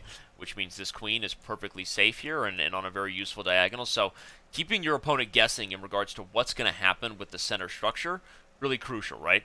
And it's one of the things that's keeping black kind of off balance here. So great point, yeah. Right, and your point about once you slide the bishop out, you can put a rook on c8. The problem is, where do you put that bishop? If you put it on d7, you block the d file. But either way, you're blocking one of your rooks from getting into the action, and from d7, where is that bishop going? It needs to find some diagonal to work with. It doesn't have one. Meanwhile, white's pieces are doing extremely well here, right? With the bishop on e2 can make its way to f3. If you take on c4, we keep talking how the bishop can come to c4 right away. Yeah, we talked about both moves. Exactly, both knight d2 or bishop c4. Takes, right? But I'm focusing specifically on this bishop, is that my bishop just has more flexibility than that bishop on c8. And the moment that pawn leaves, we're back to all the tactics you and I have been analyzing here. So I feel like we've kind of beat this particular position over the head here with a very kind sort of foam rubber bat, the first kind of bat you get your kid, when they're learning, but learning how to hit people over the head with a bat. But we've sort of beat the details of this position over the head here. So anything we're missing? Let's look at rook to d8. I also saw that suggestion in the Chess TV chat. Just freezing the tension on d5 for another move at least, where I'm not allowing knight e4 tactics. Right, I'm overprotecting this pawn here. I'm also over-threatening d4, right? I'm not necessarily a fan of this move if knight e4 can come in and I got double pawns, but I think rook d8 makes a lot of sense. Yeah, I'm thinking if now is the right time to take on d5. I'm not positive about it, but the reason why I say that is, if I take, I leave you with an isolated pawn, right? So after pawn takes d5, you can't take with the knight, it's pinned. You take with the pawn. And if I continue piling pressure on that pawn, I'll be pretty happy. But I'm worried after rook d1, which is the natural move, that you'll play d4, and you're in time to just break open the center. Right. And no one likes the e-file becoming an issue when their king is still on its starting square. Right, and if we just keep trading on the square, so pawn takes d4, knight takes, I have to take you with my knight, you take with the bishop, and now your bishop also protects f6, your bishop on c8 can go to anywhere. Anywhere, e6. finally free, right? Freedom! Okay, yeah, good point. So, rook d8 is interesting. So let's see, after rook d8, I can still castle for the same reasons before. If you play d4, I'm just gonna bring my knight to e4 and threaten your knight on f6. Right, and unless there's something new here, no, it doesn't look like there is. Although knight e5 would threaten d3 if it mattered. But knight e5, and then I'll immediately take your pawn on d4. Yep. Okay. And okay, for the same. Now it's even worse to take on e3 because once I take back with the pawn, your rook is already there. You're just in. You might even take with the rook. In fact, let's show a fun tactic just to make sure everyone's aware of ways that we might quickly checkmate our opponent. Yep, king f8, bishop h6. Oh, you would. You would. Oh, it's dirty. Dirty. Oh. That's brutal. Brutal.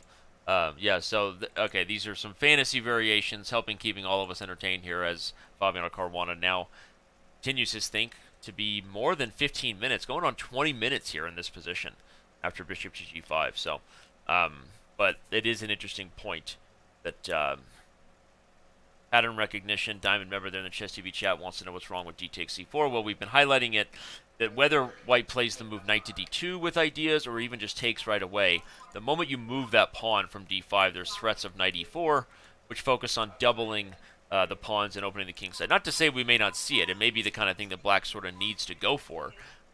We don't know. But I like rook d8 anyway to maintain the tension. And again, after castles, Robert's saying, I won't go for d4 though. So let's see. Let's go back to the move h6 now maybe. Because before you highlighted that I couldn't play h6 if I was losing the pawn. Now I've defended that pawn. So what do you do here? Just back up? So I'm not sure if I take on d5 here. Okay. Saying if you take my bishop, well, you can. Of course, that's the logical move to take back. But if you take my bishop, I take your knight, and if you take back, you're left with some awkward pawns, and the pawn c6 is a direct target. The c5 square is mine to use. I agree. I think that's why my first instinct just take back here. Right, and then perhaps now I just retreat my bishop to h4. I guess the main point is that if I've maintained the d5 pawn, I'm not dealing with the threats we were. Now, I do have an isolated pawn, right? And so if I play moves like this, these are the kind of moves we were highlighting, but you don't really want to play in an isolated queen-pawn position because you'd much rather, again, you'd much rather your rooks be on c8 and e8 and the bishop be on f5 or g4. That's the activity you want. But at the same token, it's not the end of the world for black to have a position like this, right? Right, there's sort of an interesting line that a bishop e6, perhaps play d4. It's always the move you want to play. Because now your queen's on it. Yeah, your queen covers e4, everything is looking safe, and I don't know, it's like if I go knight a4 here, that's what I was sort of thinking about. But if you take on e3, I take on b6. Take back. Yeah, you do not want to take on f2, that's for sure. Taking on f2 would, again, you're greedy. bringing the pain to yourself, right? Oh, it's been brought in. Hashtag bring it on reference you didn't see coming. I did definitely not see it coming. Whatever happened to Kirsten Dunst, by the way? That's another question. That's an important question. That is an important question. Can we get somebody look that up, please? What happened to Kirsten Dunst? Was Bring It On the final swan song? No. No way. Everyone remembers, like, Interview with the Vampire. Yeah? You know. About Spider-Man. Spider-Man. Tobey Maguire, though. But also, Kirsten Dunst. The upside-down kiss scene. Okay, what's going on? All right, but rook d8, Rekarovka, chop town, chop... Nope. Sorry. Rook... Black's move. Black's move. I lost myself in Kirsten Dunst's references. Okay, so h6, takes. This was the line we were on. Oh, wait, she also was in an episode of Black Mirror. Huh? Did you watch Black Mirror on Netflix? No. Now you got Kirsten Dunst. Some of us have kids. Some of us watch Netflix. Yeah, okay. It's pretty much split humanity down the middle. It's a great episode, but anyway, sorry. Back to chess. So okay, the risk of this is that we can't just take here, which is part of the whole way we would justify this pawn advance to d4. So that worries me actually. Now I'm starting to like white here. Okay, I'm sure computers might look at this position and say, silly, Danny, there's a forced line. Well, but the line I was thinking about is if you do take on e3, I don't really want you to retreat your bishop. It looks very passive. Bishop c7, for example. You're going backwards. You can't do that. So let's say you take on e3. Knight takes b6. Pawn takes b6. And now when I take on e3, you can take back on e3. You could maybe fully justify g5, though. Right? Yeah, maybe. I mean, this is the kind of move you're really frightened to play when, one, you don't have a dark square bishop, your opponent does, right? And we all know that we joke that, fortunately, Chess.com doesn't let us play that move. The bishop e1? I want to give you this pawn. No, but I want to give you that pawn. Give so me I go that bishop pawn. f2 once you take me. and I'm saying that I'm going to win your pawn on b6, and my bishop has a diagonal to work with. Right? By getting rid of this e3 pawn, my bishop has gained a new lease on this position. Right. And again, I wish I could play pawn back to g7. You'd have a different evaluation if you did. Right? Yeah. Yeah.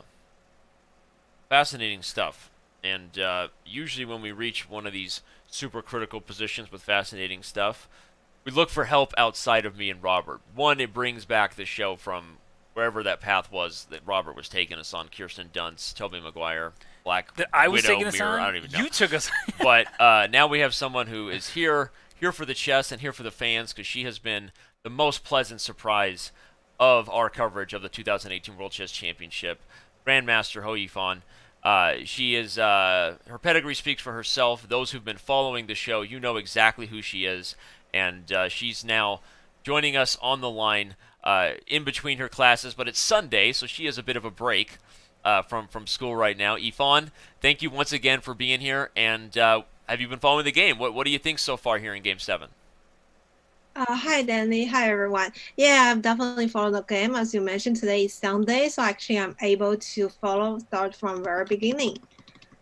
And it seems to me, again, like, personally, I don't know the series very well, but after knight b3, bishop b6, somehow I thought both of the players started to kind of think. So I guess it goes to kind of the real game out of the preparation.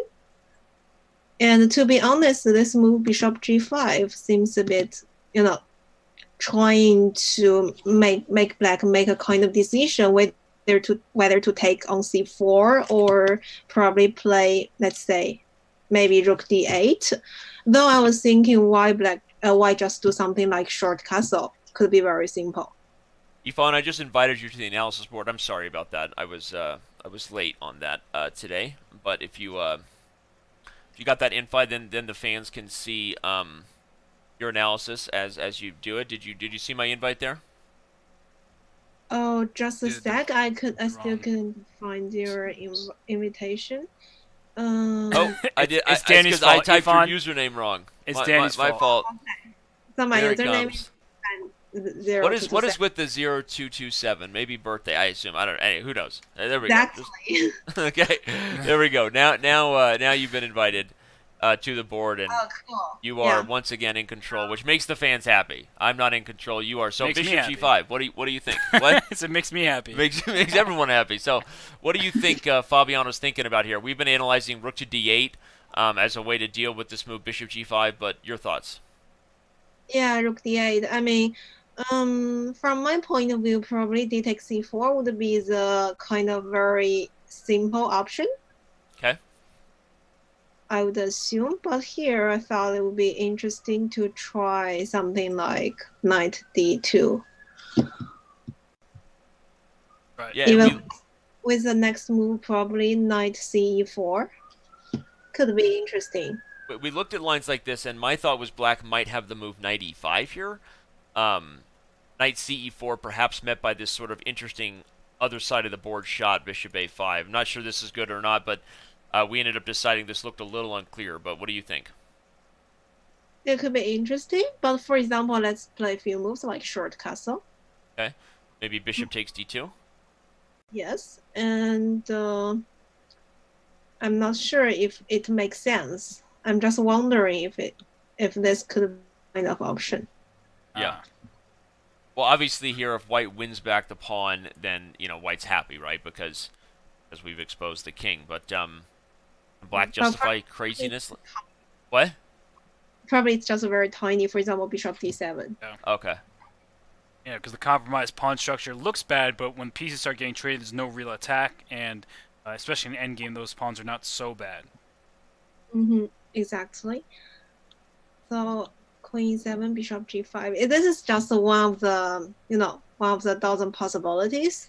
And of course, here black can try different stuff. For example, even h6 could be interesting. It actually looks like we have a move. We have finally seen Fabiano come out of his think tank where he spent more than 25 minutes and got under an hour on the clock before playing d takes c4. Okay. D takes c4. Let's go back to the line. I like knight d2, honestly. Because actually after knight d2, knight e5, maybe you can just short castle right away to totally avoid your bishop a5 stuff. Because, I mean, just for everyone watching, that the more pieces on the board should favor white slightly because black's pieces are a bit more passive. And so avoiding some trades could be useful for white in a position like this. For example, like bishop d7. I mean, white is active, but once you decide to take the pawn back, actually you're losing the tempo. Right, and So, is that because the C file? Yeah, whether you can make use of this, actually the pin from Right, the pin. e7. So if you can make use of that together with some other, well, f4 is never possible. Well, actually, I was thinking about f4. That's what I wanted to play, and I'm not sure if it's a terrible move or somehow. I guess it doesn't work because of, I want to sacrifice the pawn, right? So, look at that. f4, bishop takes e3 check. I was hoping that I could take back on c4 next, but after knight d3, I guess I'm not in time, right? Because, well, I guess you can also bishop takes d2 is also possible. But yeah, knight d3 throwing knight f2 check, and it's pretty annoying to deal with. What are your thoughts generally, Ifan, on a position like this if white just ignores the pawn and goes for doubling up black's pawns? I think for a lot of our viewers, this seems like a real problem, whether it's knight d to e4 or knight c to e4. The fact that black would be sort of under pressure and dealing with an open king, but if you could, just speak generally on why you don't feel like white's attack is that dangerous here. I wouldn't assume that, or at least not like this a very simple judgment like white is better or very promising. Because, for example, if we play a couple of moves, we realize although we kind of breaks the black's king side, but it's very difficult to maneuvering more pieces to join the fight, normally via e4 square. But now we have bishop c6, which control this maneuvering whatever from d to knight, or even from queen c to queen e4, queen h4. So all this has been kind of prevented. So only with a bishop, like knight f6, bishop h6, or bishop h4, it's hard to imagine, kind of put too many hopes on white, unless if you kind of combine it with either f4, or even if that's possible. Right. Because f4, even we sacrifice e3 pawn, but under certain circumstances, probably you can, rook f3, rook h3 at some moments, and while your pieces are joining the fight, it would be tricky for black. Right. Well, I think that's really instructive. Oh, yeah, please. No, you go ahead. I was going to say it's instructive just to highlight that the king comes open, but you're pointing out, yes, but white doesn't get the pieces to the king side as fast as you want. And I think this move bishop c6 is really kind of critical in stopping, what might be an attack for white. But go ahead. What were you going to say? Yeah, I was just mentioning that it's a kind of very brief, very general overview. And of course, when we're trying to analyze in this type of position, definitely it really depends move by move, because all these f4, knight e4 could be critical. But if we took back the c4 pawn, not only like we're losing tempo, but also we're giving black c file. Actually, can trade more pieces, or at least to make some counterplay via these open files. Yep. So I think black shouldn't worry so much about this f6 exchange taken by GF. Okay, Ifan, if you would, let's talk a little bit about back on move 10 here in today's game, where Magnus Carlsen played the move knight to d2 rather than what he did in game 2, right? For the first time in the match, we've now seen Magnus Carlsen go back to something that was played earlier, right? Obviously, Fabiano has played the Rossalimo several times, maybe too many times, right? 3 times, but you've played in 3 World Championship matches yourself, and so you're more than qualified to answer on is that a sign that Magnus and his team have seconds had a chance to look at this position from game 2 and decided that the more principled knight to d2 and they liked it, or was it just that Magnus wasn't getting something in the English or the Petrov? What are your thoughts on what his match strategy was, that he went back to something he tried to play for a win for his white in game 2? Well, of course, I wouldn't know that's the original strategy for the whole match, but apparently if we try to analysis a bit through what Magnus played these few games, so at the very beginning it was this variation, and then he switched to e4, And you remember last time when we're having the when we're following the game, actually we discussed this Petrov option knight Yep. d3, Right. which actually he asked me some question like whether he will try the second time in the match, but I was thinking it was some one-time try. So probably that's a kind of, I mean, like transitional period, because then Magnus got the rest day to prepare more, and apparently he wanted to switch back to this d4 again. Right. So I thought that definitely they're hoping for something. 92 is one of the main line in the series, right? So probably the analysis is something, because definitely they need to kind of check more compared to this patch of 93. Well, how much match strategy is in that? Are you ever setting up your opponent? Like, is there a possible theory that we haven't seen what Magnus Carlsen has really prepared for the Petrov yet, and maybe he's saving that for later on in the match instead of knight d3, but something truly challenging to the theory? Is there something to that? Well, it's hard to say based on few points. So firstly, already it's the second half of the match. So if let's say if Magnus team has something that's really strong, really surprising, and might bring more chances to win, I thought it is almost the right time to show it up, because Magnus will have three more whites, right? Right. So 3 more whites, so it's almost the time, because otherwise, if suddenly, sorry, he has 3 more whites including this game. But sorry, go ahead. Including this game, it's only 2 more whites, right? Anyway, I thought if something goes wrong suddenly, there hasn't so many opportunities left to let you show your weapon. So I thought it's definitely the time. Right. So in this case, probably they don't have something that amazing, that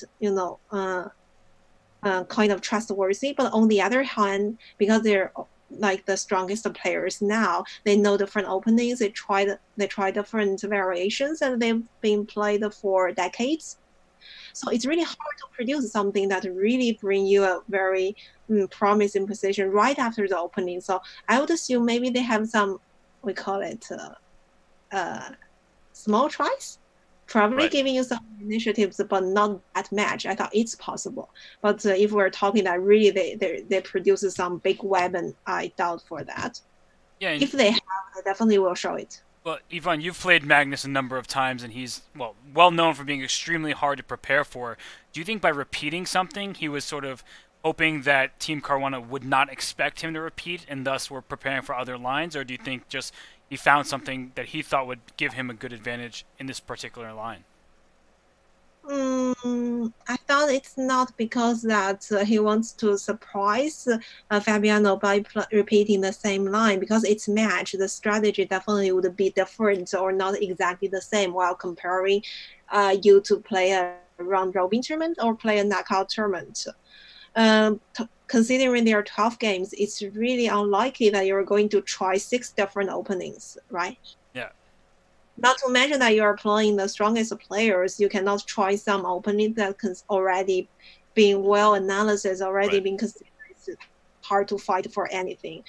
So it's not a surprise, I guess. And if talking about the match, even you thought that your opponent is well known by not trying it again, you will analyze your own game that has been played before. Otherwise, you will look kind of stupid, right? You play something rejected, and then suddenly the opponent repeated, and then you start to think that's not the case. Right. So, and also what Fabiano reacted today shows that actually he kind of expected it.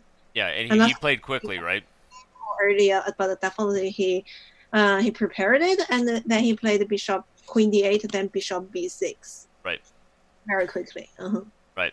No, that's what I was saying. He played quickly. In fact, the first move he's really spent significant time on is the move in the live position where he just played d takes c4. So let's jump back to that. What are your thoughts now that we've kind of set the tone here in terms of the match strategy and maybe why the players got here? But are you expecting, you've analyzed knight d2. Robert and I were also looking at just taking back with the bishop, where you renew the threat of knight e4 and maybe don't get into some of the complicated lines where you're letting black keep that pawn a few moves too long. So what are your thoughts on the move bishop takes c4 being a possibility? Yeah, bishop c4 is definitely possible, but just it seems to me a bit you wasted a tempo on this bishop, and again your knight on b3 is kind of not active. I mean, it's unlikely you'll jump to d4. Then the possible routine would anyway be knight d2, knight c4, knight e4. Right. But we're talking something specifically, for example, knight e5, here bishop e2, right? And here it's a moment to think. I think basically the option is between either maybe h6, because sometimes it makes sense, for example, or bishop Right. d7. Can you play? Can we try knight e4 instead of bishop e2 by any chance? Just saying, take my bishop. I'll try to ruin your pawn structure in the meantime, or do you think that's giving black too much comfort in the position? Knight e4 in this case. For example, if bishop d7 with the idea rook c8. Yeah, I guess you're just ignoring it for now. I was hoping you would take me on C4, and this might be a forcing line to show the fans that if you go for this and gain a tempo, now it's a really bad idea because you force that rook right where it wants to be. Yeah. Okay, yeah. So I guess you're pointing out, and Robert and I were spending a lot of time on some concrete tactics, but I feel like you're pointing out just how simple bishop d7 is in a lot of variations, and as soon as this c8 square is used by a rook, black seems to be okay a lot of the time. And actually that pawn on c4 sort of helps white in some lines because you don't get under the same pressure with all these the rooks coming out. So you're down a pawn, but at least you're not getting in trouble by a rook on c8. Okay, so if knight e4 is not a move on knight e5, then I guess we're not that impressed with white's position here, Yifan. Sorry? I'm asking, so if you don't like knight e4, then maybe we're not that impressed with white's idea of taking with the bishop, because knight e5 that you played and then bishop d7 seems to be pretty good for black. Yeah, exactly. So I'm also not in favor of bishop c4 so much, but sometimes if you cannot find the better options, you have to go with the lines. Right. So in this case, I think the priority is not to check whether bishop c4 is good. The point is to check if knight d2 was bad. If knight d2 wasn't bad, then probably we can go for that. But if we realize that knight d2 doesn't work perfectly, probably we'll have to take back on c4. That's a great point psychologically, though, I think, as far as just advice for the fans on how to use your time. You made a comment that it's not really whether bishop c4 is okay, it's whether you can justify knight d2, and that's good advice in terms of probably what Magnus is thinking about right now and not spending his time. Because if he takes c4, okay, he kind of knows that black is okay, and it's probably very close to equality, but if he can justify knight d2 and maybe some attacking lines, that's where he's really investing his time right now, right? And knight d2 was played. Oh, and knight d2 was just played. Okay, so we have liftoff. Yifan, what do you think? Knight d2 played by Magnus. Yeah, so it seems like black has to play knight e5. Okay. Yeah, I mean, I like the choice because, as Yifan said, I think bishop c4 allows black to gain quick play, and I think black would be equalizing without any sort of defensive effort. But what about your move bishop d7 here, Yifan? What if you just play bishop d7? Is it you just don't want white to take with the knight on c4?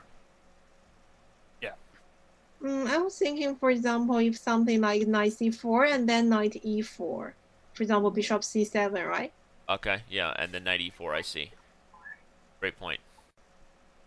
And so your main idea of knight e5 is that you're trying to kind of stop white from taking here with the knight. Okay.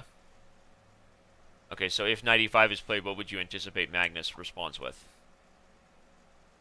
I think knight c4 makes... Yeah, knight c4 short castle.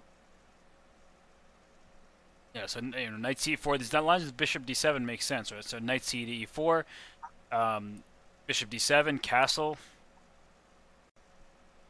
I guess you can go rook f8 or something. Or I don't know which rook you want on c8. But again, Yifan's line was really with bishop to c6, Bishop and c6, she made a great point that the bishop just kind of prevents further use of this square. If you go bishop c6, can I try queen c? What do you think, Yifan? Is there another move here for white that may be trying against your own bishop c6? For white, I can go knight takes c4, actually. Possibly. And knight takes c4? Yeah. I'm not taking on e4 at the end of these lines. Well, you can take on e4, so queen takes c4. Right. The point is that you can take on e4, but your queen on e7 is also hanging. So I'm sort of sacrificing But I temporarily was just thinking sacrificing my queen. at the end of lines like this, I mean, no, I mean, 2 bishops. I guess you got the 2 bishops. But it's probably not enough, honestly. What do you think, Yvonne?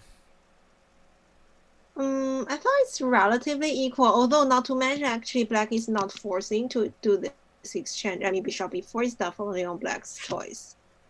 I mean, even some move like, for example, if I want to test you, I can play bishop d5. Right. Because queen c3 never works here. So you need to find a square for your queen. Yeah, and the reason queen c3 never works, everyone, is because now the queen has been put kind of in a compromised spot where she has to guard e4, so you'd have to almost go either a4 or c2. Right. Well, I can actually play bishop. It's getting too complicated for me. A bishop takes f6, and if you take back with the pawn, I was going to go queen to b4. But it's it's getting very tactical now. Queen to where? Before you can probably B4. trade queens, though. I mean, and then you might lose the knight at the end. Okay. Oh, you have take f6 and knight h5 check. Very nice. But for example here, I was thinking bishop d8. I'm not sure if it's interesting or not, but because this bishop on b6 is never as good as f6, so I hope it was supported by f5, but I'm not sure if it works now. Yeah, it's at least it's becoming a bit tactical, though I agree with Yvonne for sure that it looks like black should be able to kind of maintain the balance in a position like this. Just not really gaining enough to justify some of this awkward play.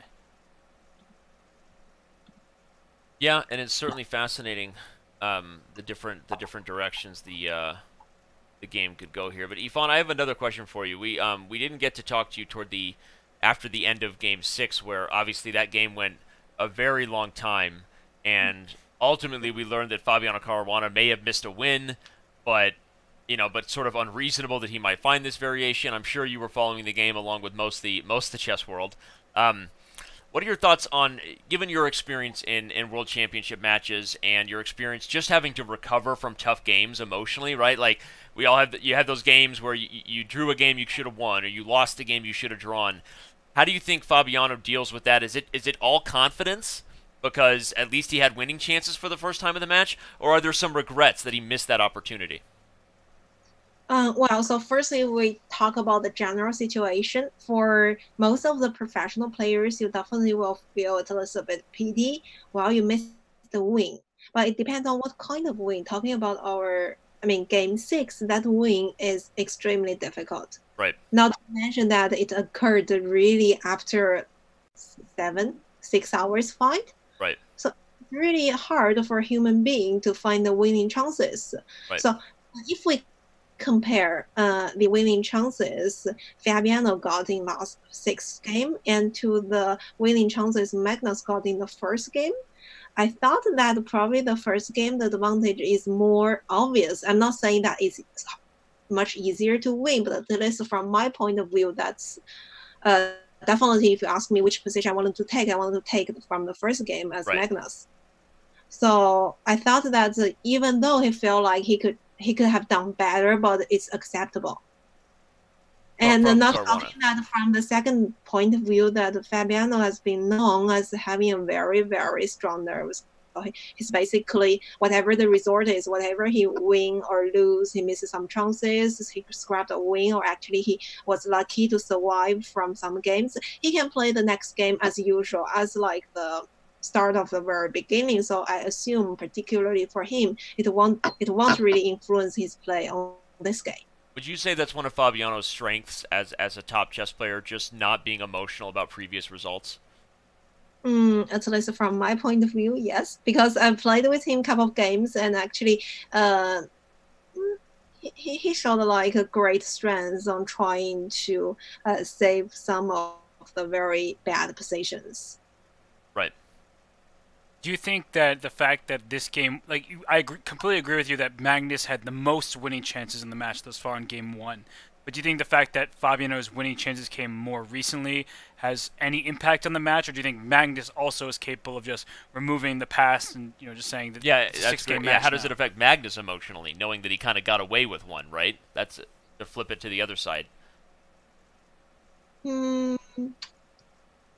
Well, it's hard to say actually. I thought that it wouldn't make a huge difference. I mean, huge influence on both of the players.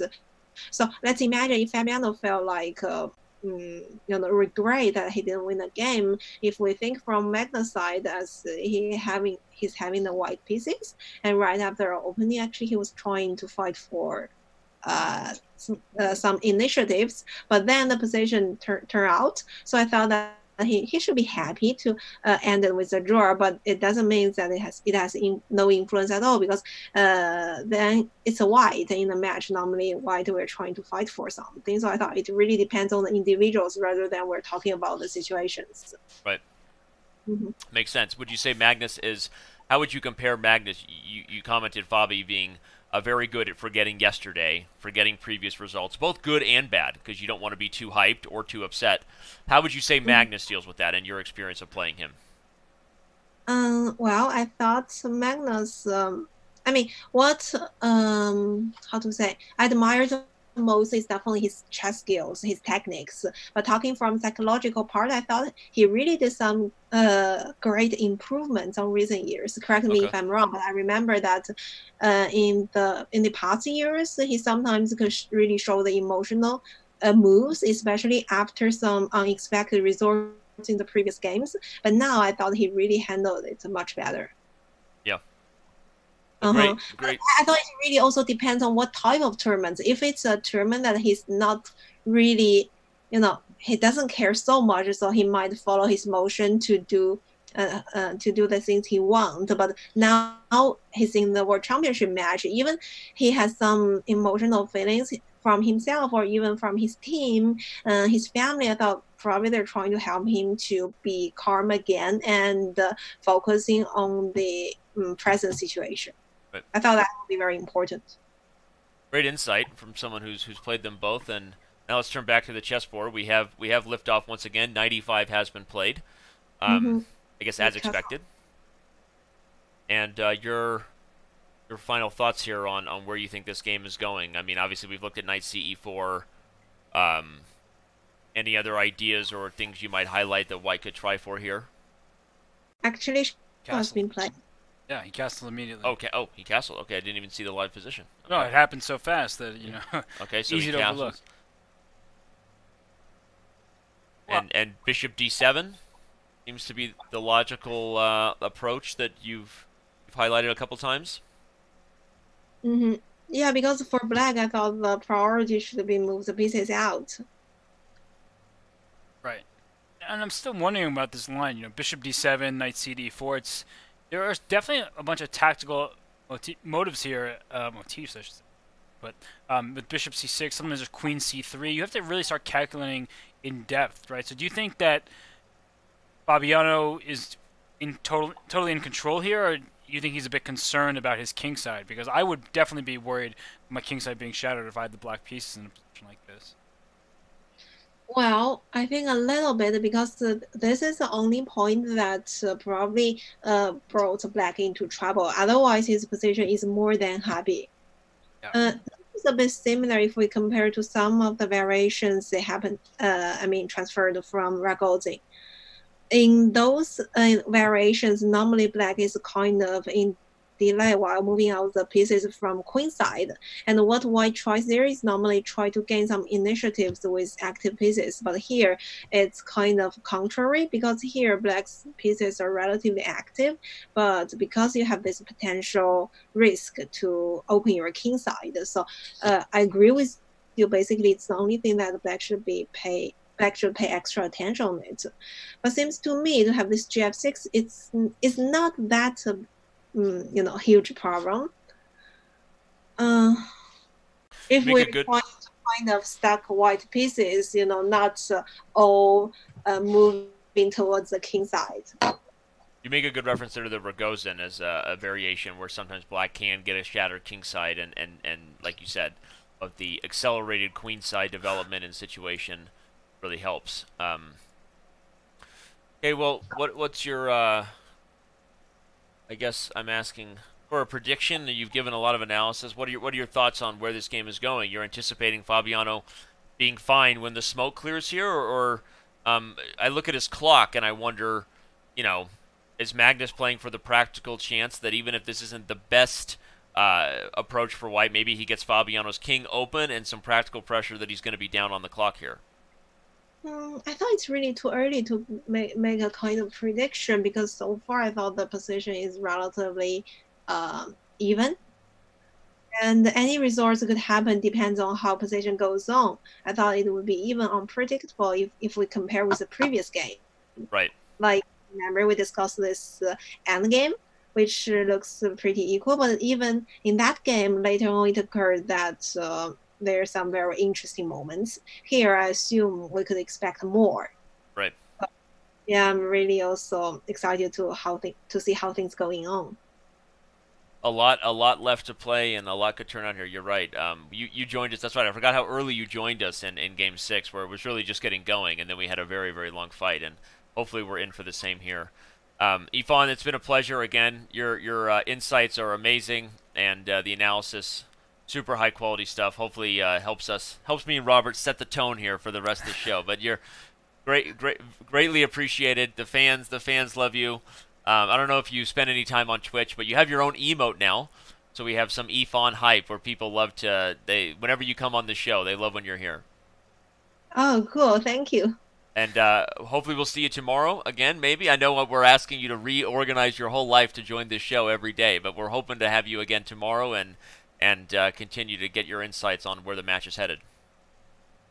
Yeah, definitely I'll try my best, because this is a very unique period that we can all follow the match. And actually, since I'm in Oxford, it's very, if we compare that I'm in China, then the time difference would be even more difficult to follow. So, yeah, right. But I'm very happy to follow, and also join here to share the knowledge and to analysis with all you guys. Thank you. Thank you so much. Well, enjoy your Sunday. Yeah. Okay, see you later. I hope you don't have too much homework or anything. But anyway, enjoy your Sunday. We'll let you go. And I think we're going to take actually a quick break here for the first time here in a little while. So all those of you that are with us, please don't go anywhere. We're going to say goodbye to Yifan and then be right back.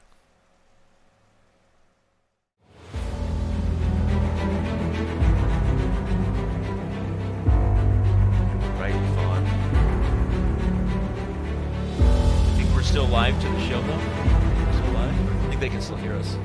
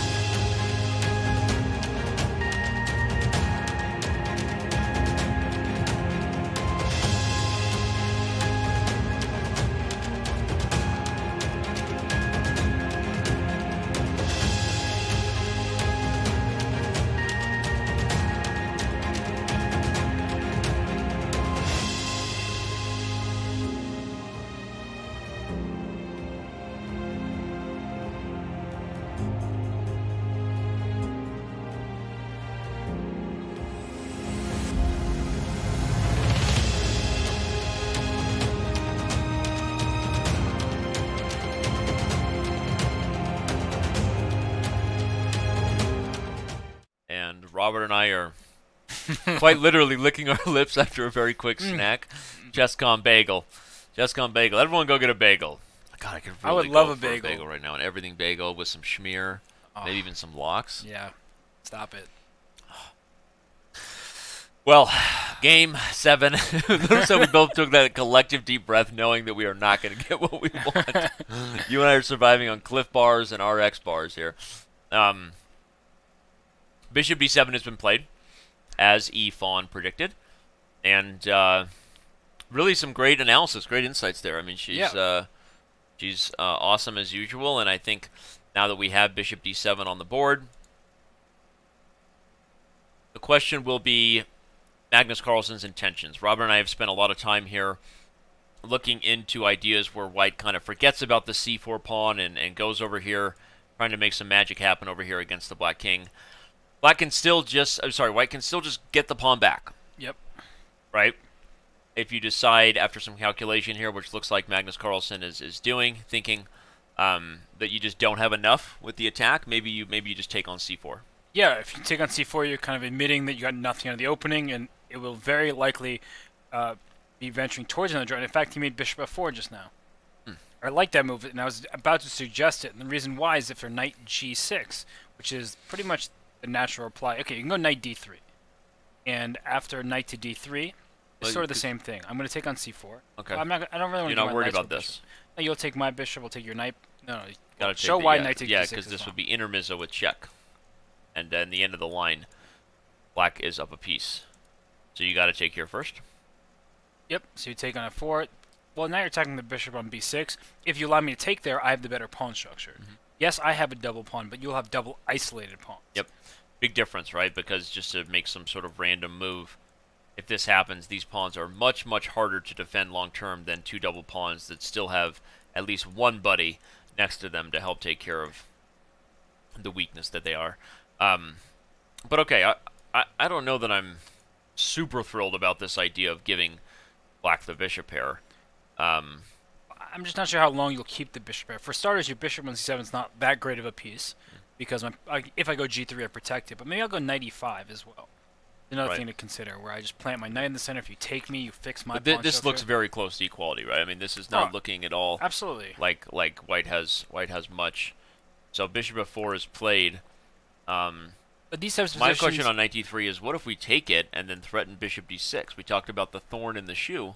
Maybe that comes back to haunt us. well, I thought just rook f to d8, and I'm stopping your threat. My bishop will go to c6 next. Even after, maybe just right away. Yeah, right? exactly. I'm just going to go right away, and now you have a big problem. As I'm much more active than you are. I have a control over the light squares because I'm a light square bishop. Yep. Black would simply be better there. Okay. But we spent a lot of time calculating what if knight e4, what if knight cd4, e-Fawn joined us, and I think just kind of helped us realize how simple black's bishop d7 approach was. But speaking of what ifs, let's remind you again of our daily question, as that we do have some Twitter activity here. If you want to get involved, use the hashtag ChessTV. What if Bobby Fischer had showed up and played Anatoly Karpov in 1975? A lot of arguments say Fischer was still the best player in the world. Do we have any arguments for Karpov? Fischer was an undeniable legend, but I think his mindset was already too far gone for him to handle a long series against someone as powerful as Karpov. I think Bobby would crack under the pressure. That's a great answer. We'll see if it ends up being worthy of a diamond membership. Thank you, Joel Francis. Fischer to come up with crazy combinations and endgames to retain the prestigious honor of the game. Hashtag ChessTV. So, interesting stuff. Get involved if you have an opinion. I think that was a great comment in favor of Karpov, because we talked about that. Once you become world champion, how much more motivated are you? Fischer had achieved, America had won the battle against the Soviets on the chessboard. It was all the hype that was surrounding the 72 match, right? Yeah. Would he have maintained the energy if he hadn't gone completely bananas? I don't know if yeah. But okay, it's fun to think about what ifs, and that's our daily question. So if you have an opinion, get involved on Twitter. But okay, we now have bishop f4. Knight Black G6. played knight g6 instead of knight d3, and bishop d3 has been played very quickly. So you and I speculating a lot about the move knight to d3. I'm a little disappointed we won't see it. I wonder. I guess bishop g3 now is more annoying because your knight's gone very too far. simple, right? Yeah. Because now all of a sudden the knight on d3 doesn't look so good when this c4 pawn is going to fall. Okay, so that makes sense. So instead, we have the move knight to g6 Yep. and bishop to g3, And then bishop c6. and this is where we stand. No, bishop c6 was played. Bishop c6. I'm looking at the analysis board here. I'm doing my job. Do your job. No, I'm kidding. You're doing your job. You're like a bishop. My job is to correct you when you're wrong. They're right? moving. You do a very good job at that, actually. Thank So you. You and my wife get along so well. Bishop to c6. Okay, so c4 is going to fall. It just did. Sorry. Don't be upset. And when it falls, now you have to deal with d6 and bishop to c7 will be played. Don't tell me that's already been played. No. As far as One I for see, Dan. What? Yeah, as far as I see, it has not been played, but Okay. it's very likely that it's going to Bishop be. to c7 is going to be played momentarily. Yes, and you cover the d6 square, which is Right. very important. 'Cause And bishop you d6 offer a is- trade of bishops. And where can white even potentially seek an advantage? So Right, very difficult to see so. Yeah. And we were talking in similar. Bishop c7 played. Is that I was just about I to thought- say the only place you can get advantage is the d file. I thought you were doing a finger roll. What? I thought you were doing a finger roll. Spear fingers? No, a finger roll, basketball. What are you doing, spirit fingers? Spear fingers. That's also basketball with free throws. But okay, back to chess. No, but when we talk about a sort of symmetrical, equal-looking position, like we Yep. did in the Petrov in Game 6, then you have to try to find ways to improve your position. Fabiano did a tremendous job in Game 6. Here in Game 7, the position is approximately level. So how do you make progress in a position that looks just equal? I'm not seeing how this one is going to be anything but a draw, although there's still a lot. We said that last time, and Fabiano almost won because Rook fd8 was just played. Yep. And they're blitzing out these Yep. moves, which is an indication that they're both in their comfort zones. Yep. And- And they do kind of play themselves, right? There's one open file, right? Yeah. To challenge. Okay, the C file also open, but a lot more pieces on that file, so not nearly as clear as a battlefield yet. The rook to d8 makes sense, and The only way to do something for white is probably b4 and well, that's other board, but you're actually overextending your queen side as well. You Yeah. leave behind many weak squares when you make moves like b4. and highlight that because I think it's there's symmetry here, but b4 does threaten to gain some space. b4 to b5, you can get a4 right, and in a completely symmetrical pawn structure, gaining space and if you could ever push back the pieces might be the one route where you get an advantage in terms of activity. I think one of the problems is you may not really push back the pieces, right? Black has just as many squares in the center to Right. fight for, right? And for example, b4, the point is to go b5, but as you were just saying, if you go b4 for white, then black may respond knight d5 immediately, stopping this whole plan of trying to go for further expansion for white. So Right. it's not exactly a promising decision after rook d8. Just nothing Okay. really going on here. Moment. All right, so what are the outside chances? Because we know these two guys are going to be playing for a long fight. We know this is, we saw it the other, on Friday in the Petrov. This is going to be a long game where these guys are pushing each other. So you should be ready for that here on your Sunday. We're going to get. So where is that happening? Where is it happening here? E4 is an idea at some point for white to maybe try Yeah. to strangle the D5 square. But so then that, you give up the f4 square. right, every action, right, equal and opposite reaction. And And it's good to point out, right? So if you go e4, knight f4 immediately is Immediately. pretty annoying. Because that bishop on e2 is under attack. I could play bishop f1 maybe. Then maybe I can move my other knight to h5. Ah, bishop pair. You like that, don't you? I wouldn't even take it. I just like the fact that my knight's on f4. I made some progress there. Rook to c8 will come in the near future. Okay, that's a good point.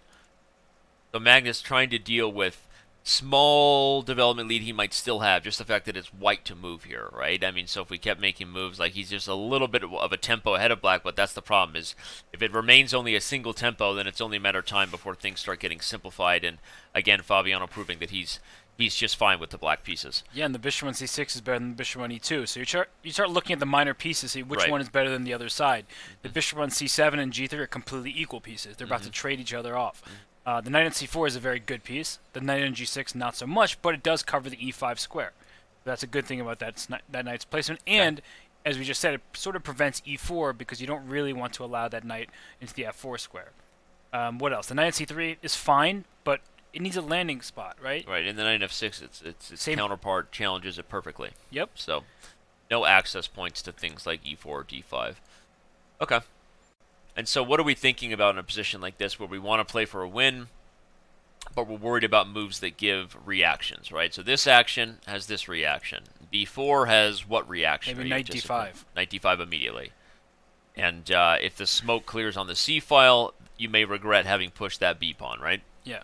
Okay. And the fact of the matter is, you went b4 to play b5, and once you can't play b5, you're like, well, let me push that pawn backwards a little. Okay. Interesting. Trying to come up with some sort of aggressive, adventurous plan. I'm just not really seeing it at the moment. And, it goes to show, though, also, if you start trying to press too much, you start trying to make a miracle happen out of an equal position and play for win. Sometimes it backfires, and you see yourself fighting just to stay alive in the aftermath. Yep. Okay. Well, struggling to see what creative option Magnus Carlsen comes up with. Hopefully he'll do that. Let's remind everybody, we do have another guest joining us today. Obviously, if you just got here, then you missed the legendary Hui Fawn. She's been amazing. We also have Maxime Vachier-Lagrave coming up at some point on today's show. He was on Friday and just awesome, and we expect nothing less than awesome analysis once again from MVL. So if you're wondering what's coming up next, there's a lot in store. One of the most interesting moments of the match so far was in the press conference where Magnus Carlsen made the comment that his favorite player is actually himself from just a few years ago. Ian Rogers then showed Vishy Anand, another former world champion, I guess Magnus still world champion, on Carlsen's comment about preferring himself. What is striking is the number of good positions he doesn't convert nowadays. He used to win equal positions. So Anand kind of saying, I kind of agree with you and don't really think he's joking. And you and I were obviously critical of Magnus in Game 1 in the sense that he was not able to convert a winning position against Fabiano. And you wonder what the deal is with that, right? Yeah. Is he more afraid to lose? You have more now, right? Is he less motivated? I mean, when you reach 2880 and you're a world champion 3 times over, you defended your title, maybe he did lose a step, right? And again, for those of you who missed Game 1 coverage, we talked about Vladimir Kramnik being on record saying it's precisely those psychological reasons that he thinks Fabiano has a chance to pull the upset in this match where people don't give him credit for it. So interesting stuff there. And maybe it's just my stomach talking because I'm hungry, but in chess you need that hunger as well. Yep. Kasparov never lost it. Don't get hangry. I've seen you as a diva. Well, Kasparov never lost it, right? To this day, when he comes out of retirement to play in a game, even if it's a blitz game, you know how serious he is. He wants to win every single game. It's not that Magnus doesn't want to win. It's just that maybe he feels, what do I have left to prove? Right? And I've been the best player in the world for 8 years. I've been the world champion 3 times over. I've beaten everyone there is to beat. I have winning records against all the top players in the world. So what's left?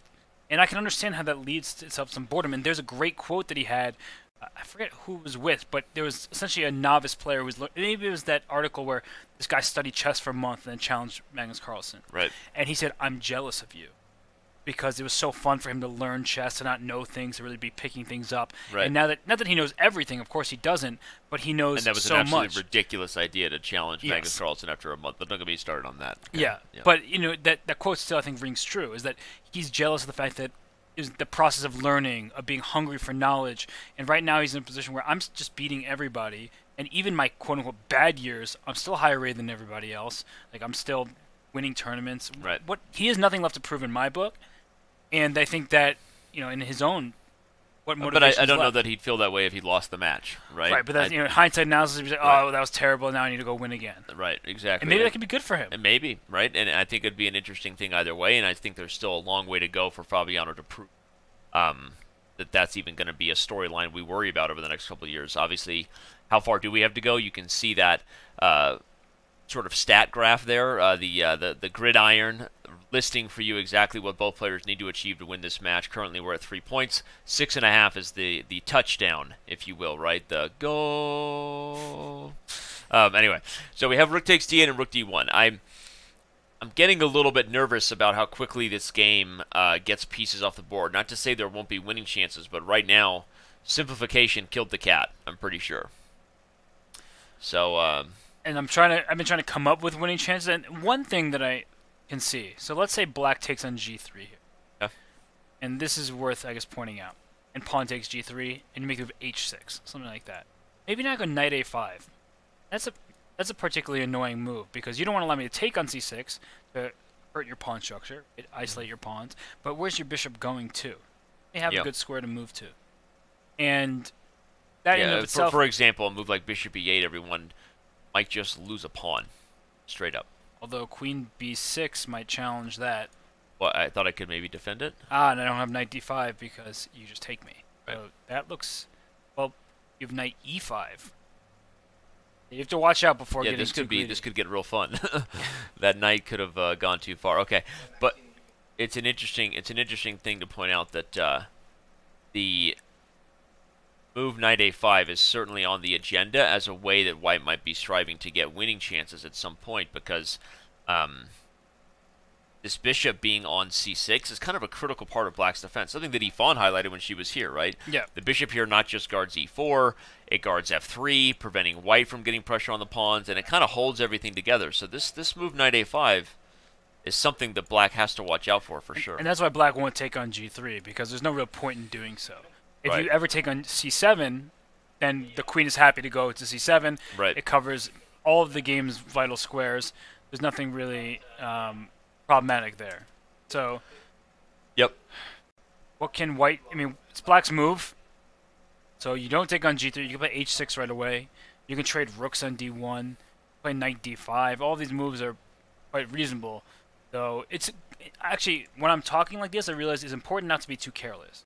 Yep. Because it's easy to see a position that's symmetrical. In fact, except for the pawns on the a file, everything is exactly the same in terms of pawn structure, right? And so it's easy to think, okay, it's just an easy draw. Yeah, But that's and then literally that's one move different, right? right. Right. And that's the moment when you let up and you turn an equal position into a worse position because you're not being cautious. So let's say, if you do go knight d5 for black here, Sorry, say that again. let's say knight d5 is played. Okay. Sometimes there's knight e4, and then my knight can start making some headway, hopefully, if you're Right. with the white pieces here, and maybe come to d6 with some tactics. Maybe I can go b4 and put my knight on c5. Just things like this that, okay, it's still a level position, but it's important not to just take it for granted that the result is going to be a certainty. No, Diamond member Alex Burt 90 just said that. Queens on the board and minor imbalances mean there are still moves to play, for sure, right? And the pawn structure being symmetrical makes people think of that awful draw-matic word. The word that shall not be named. I don't know, you call them Drawlson and Drawana? So I don't think we're headed toward that at all. But yeah, I mean, the symmetrical pawn structure leads you to, there isn't as many imbalances. But then again, we've had imbalances that peter out quickly, and we've had games that were symmetrical as a Petrov, quite literally turn into winning chances for black. So interesting stuff here. And yeah, agreed that maybe Fabiano right now is deciding just how he wants to keep pieces on the board too. Certainly he's aware of Robert's knight a5 idea, and so doesn't want to take there. Desert Storm Carl, Diamond member, just shouted out maybe b5 is something to consider. The risk behind b5, Carl, is this is just exactly the same thing we were highlighting about why white wants to be careful with b4, the potential issues on the c file. I don't see a concrete answer right away to b5, but it makes me nervous for the safety of my bishops there, Robert. It's also sometimes overextension on the queen side, because when you play a move like b5, scores like c5 immediately come to mind as potential weaknesses. So let's say where do I put the knight? I'm going to take on c7. Okay.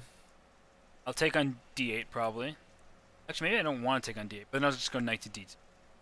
And I look at the squares on the queen side now, where if I play b4, maybe my knight will get to b3 and a5 or c5. Black has queen b6. And yeah, I just like this. I'm gaining space, because if you go, let's say queen b6, just now this pawn is stuck on a light square. exactly, and knight Wants a b3 target. comes into the action. Now, Right. the move they trade on d1 in the game. Some moves have been played. They took on okay. d1 Got it. and played knight to d5. Got it. So we're back here, and then now Fabiano decided. But to answer your question, Carl, just to give you the general advice, I guess, from the educational takeaway is those are moves you have to be very careful, because once you put that pawn on a square, regardless of Robert's trades, you're committing to a pawn on a weakness where, on a color square that's a weakness due to what your opponent has lined up on that square. So moves that you have to be very careful about. If you can't tactically justify them, you very often wish you could move them back. And more advanced pawns are often easier to attack. Right. 'Cause So Fabiano does not do that. Instead, he takes on d1, and after queen takes, immediately plays knight to d5. Okay. trying to find some moves here. Not seeing much. A queen d4 is a possibility, but then you can still keep trading pieces off the board. So, I think our, it's not looking like there's too much going on here, but got a guest ready. We do? Yeah. When there's not a lot going on, sometimes you have to ask somebody else, what's going on? What's going on? Let's bring MVL on. Let's bring MVL on. Maxime Vacher-Legrave is here, and appreciate that comment there from Ice Cool Pool. Appreciate it. Glad you're enjoying the broadcast. There's a shout out that we saw your comment. All right, Maxime, you're here. You're with us. You are on the line. Give us your thoughts. Look at that guy wearing that sexy polo again. Pop it like it's hot to start the show. Pop it like it's hot. Show me your collar. Maxime. Hi. Hey, show me your Chess.com polo. Can I see It is. We match. We are matchies. All right, Maxime. Before I even ask you to give your thoughts on the live position, let's go back. Let me invite you to the analysis board here, and let's go back. Yeah, because I was surprised that you invited me so fast. Because I'm still not seeing the position. Sorry, apparently I'm falling asleep at the wheel here. And of course, hi everyone. I mean, I was taken a bit by surprise because I expected to come just not immediately, but there you go. Now I'm here, and now you are here. Yeah. And I wanted to ask you. Well, I wanted to ask you back in the position where Magnus first improved upon, or at least went a different route than what he had in Game 2. What were your thoughts sitting at home there that Magnus was willing to repeat Game 2 and then try something different? Yeah, I don't have enough insights into this line. I've played something quite similar with white, but never this exact position. And obviously with black, d4, d5 is not something I would consider. So no, actually that's not true. I played d4, d5, c4, c6 on occasion for years. So you've gone slumming. You've gone slumming before in d4, d5. Yeah, but I've never played Queen's Gambit declined for. I mean, I've played it in my childhood, but I stopped when I was 12 or 13. Okay, so what can you tell us about this position, maybe then just from a psychological perspective? Forget about the X's and O's. Magnus going back to a position he played in Game 2. What were your thoughts on that? Do you think his seconds came up with something? Yeah, I mean, the obvious thing is that he didn't find an improvement after I don't remember. Rook d1, I think, was the move. Rook d1, Rook d8 was the. Yeah. So he didn't find an improvement after Rook d8. I mean, I just remember that during the game, so the game went Bishop e2, right? Yes. Yep. Yeah, knight e4, castle. I mean, knight c3, bc3, and I don't even remember what was the move that was played there. 97, I think. 97 by Fabi. Yeah. Or h6. Oh, h6, yeah, that's right. h6 first, yeah, because of knight h6 was g5. played. Yeah, and the first thing I was considering was g4 for white. I mean, Ooh. I love how aggressive Maxime is. Yeah.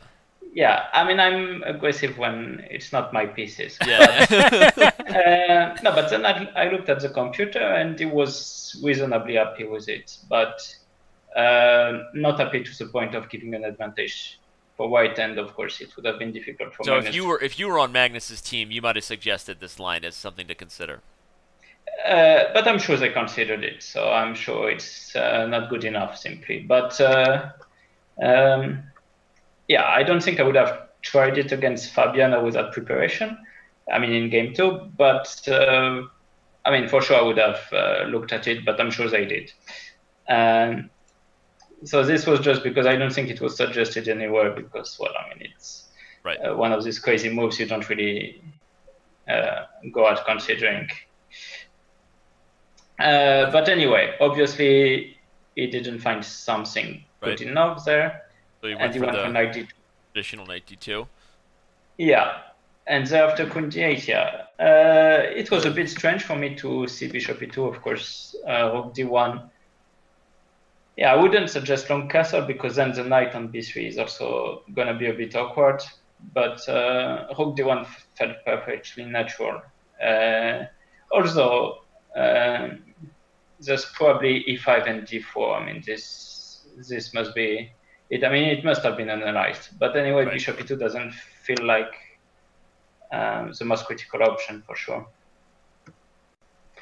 Then again, yeah, there were a lot of things happening. Of course, knight d2 was a sign that Magnus wants something to sharpen, because otherwise he could just take on c4. We were analyzing this position a lot with Yvonne while she was here, and yeah, it just didn't seem like there was much for white on bishop takes c4, or frankly even in the main line. And although we're getting back to the main game here as you kind of lead the way, so go ahead. Yeah. No, I mean, I was just surprised. I mean, not surprised because it's a very committal move, but knight c4, of course, is something I would consider. But I'm guessing you guys did consider it, and yeah, bishop c6. Yeah, and this seemed pretty good for black, just from the perspective that, well, first of all, even if you take and then go here, the rook goes to c8. Now, yeah. No, I'm not going bishop h6. I would go bishop h4 if I can try. Okay. And I guess I mean, I want to keep knight e4 as an option. Like if you play rook c8, I want to go knight e4. So maybe it makes sense to start with bishop h4. Yeah, actually, it's not good. Yeah, rook c8 is. And what's the reason knight e4 is no good? Because I will take queen e4 knight g6. Yeah. Now, if bishop g3 f5 is obviously good for black, and if bishop c4 white, black wins a piece. Ah, very nice. That's quick calculation by Maxime. Yep. Okay.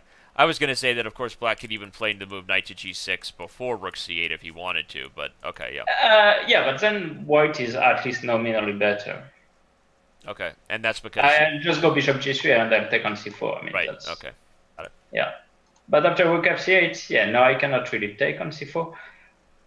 Yeah, probably can still play bishop g3, I mean, but you're not going to be better here.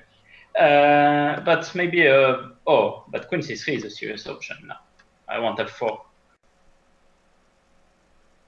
Yeah, Robert had mentioned this idea a few times. I mean, I don't only want f4 right now. I'm threatening queen takes e5, but right, that's you're gonna play that. Pin emote. Yep.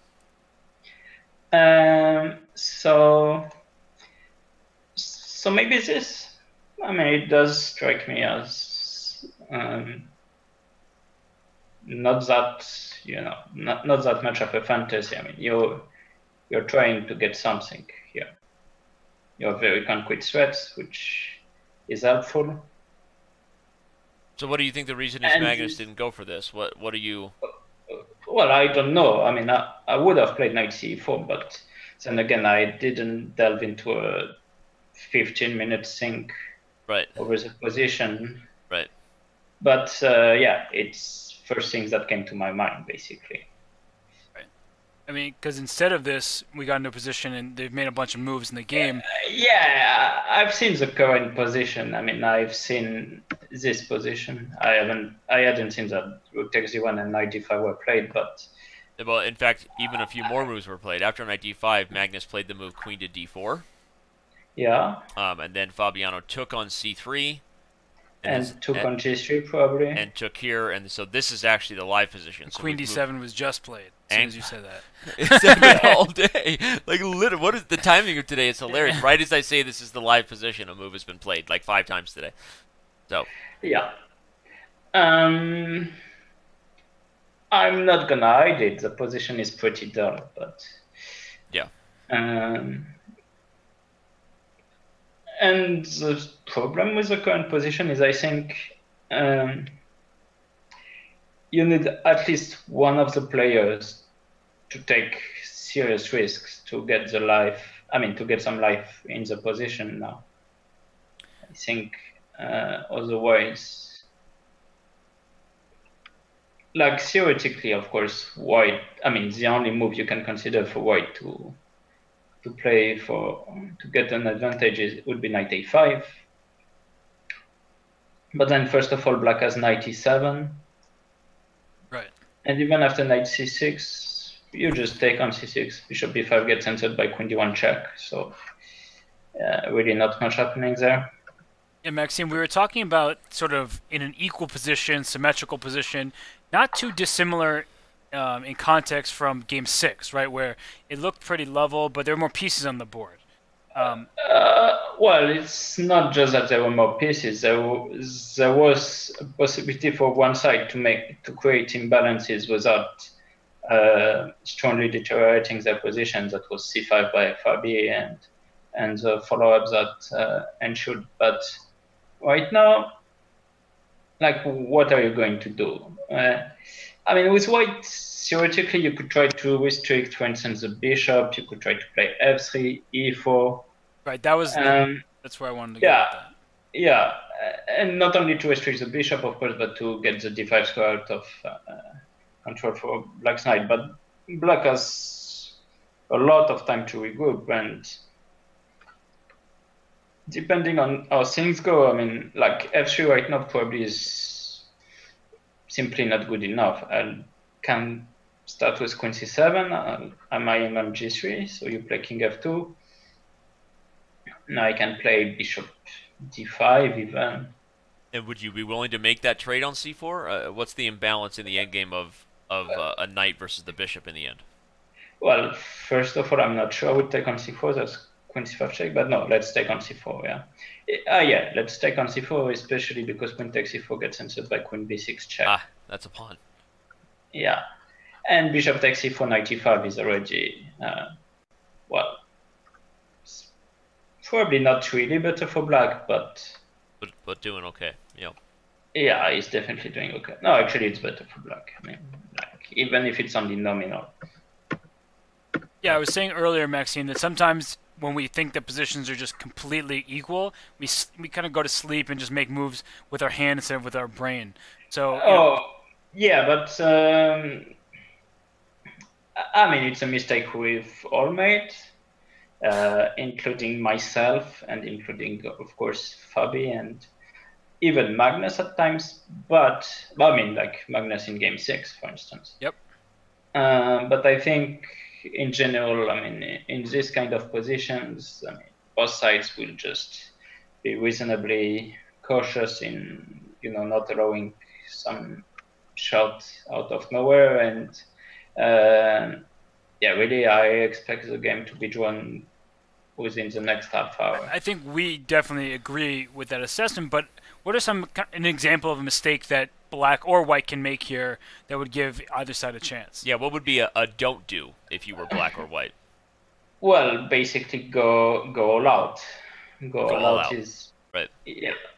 Are there any I'm sorry for that things? answer because that's really depressing answer, but no, it's okay. But we're still analyzing it, under the impression that until they've agreed a draw, then there's certainly no. I mean, there's still something that could happen. I mean, but well, so far, of course, Fabiano has no reason to try playing for a win in this position.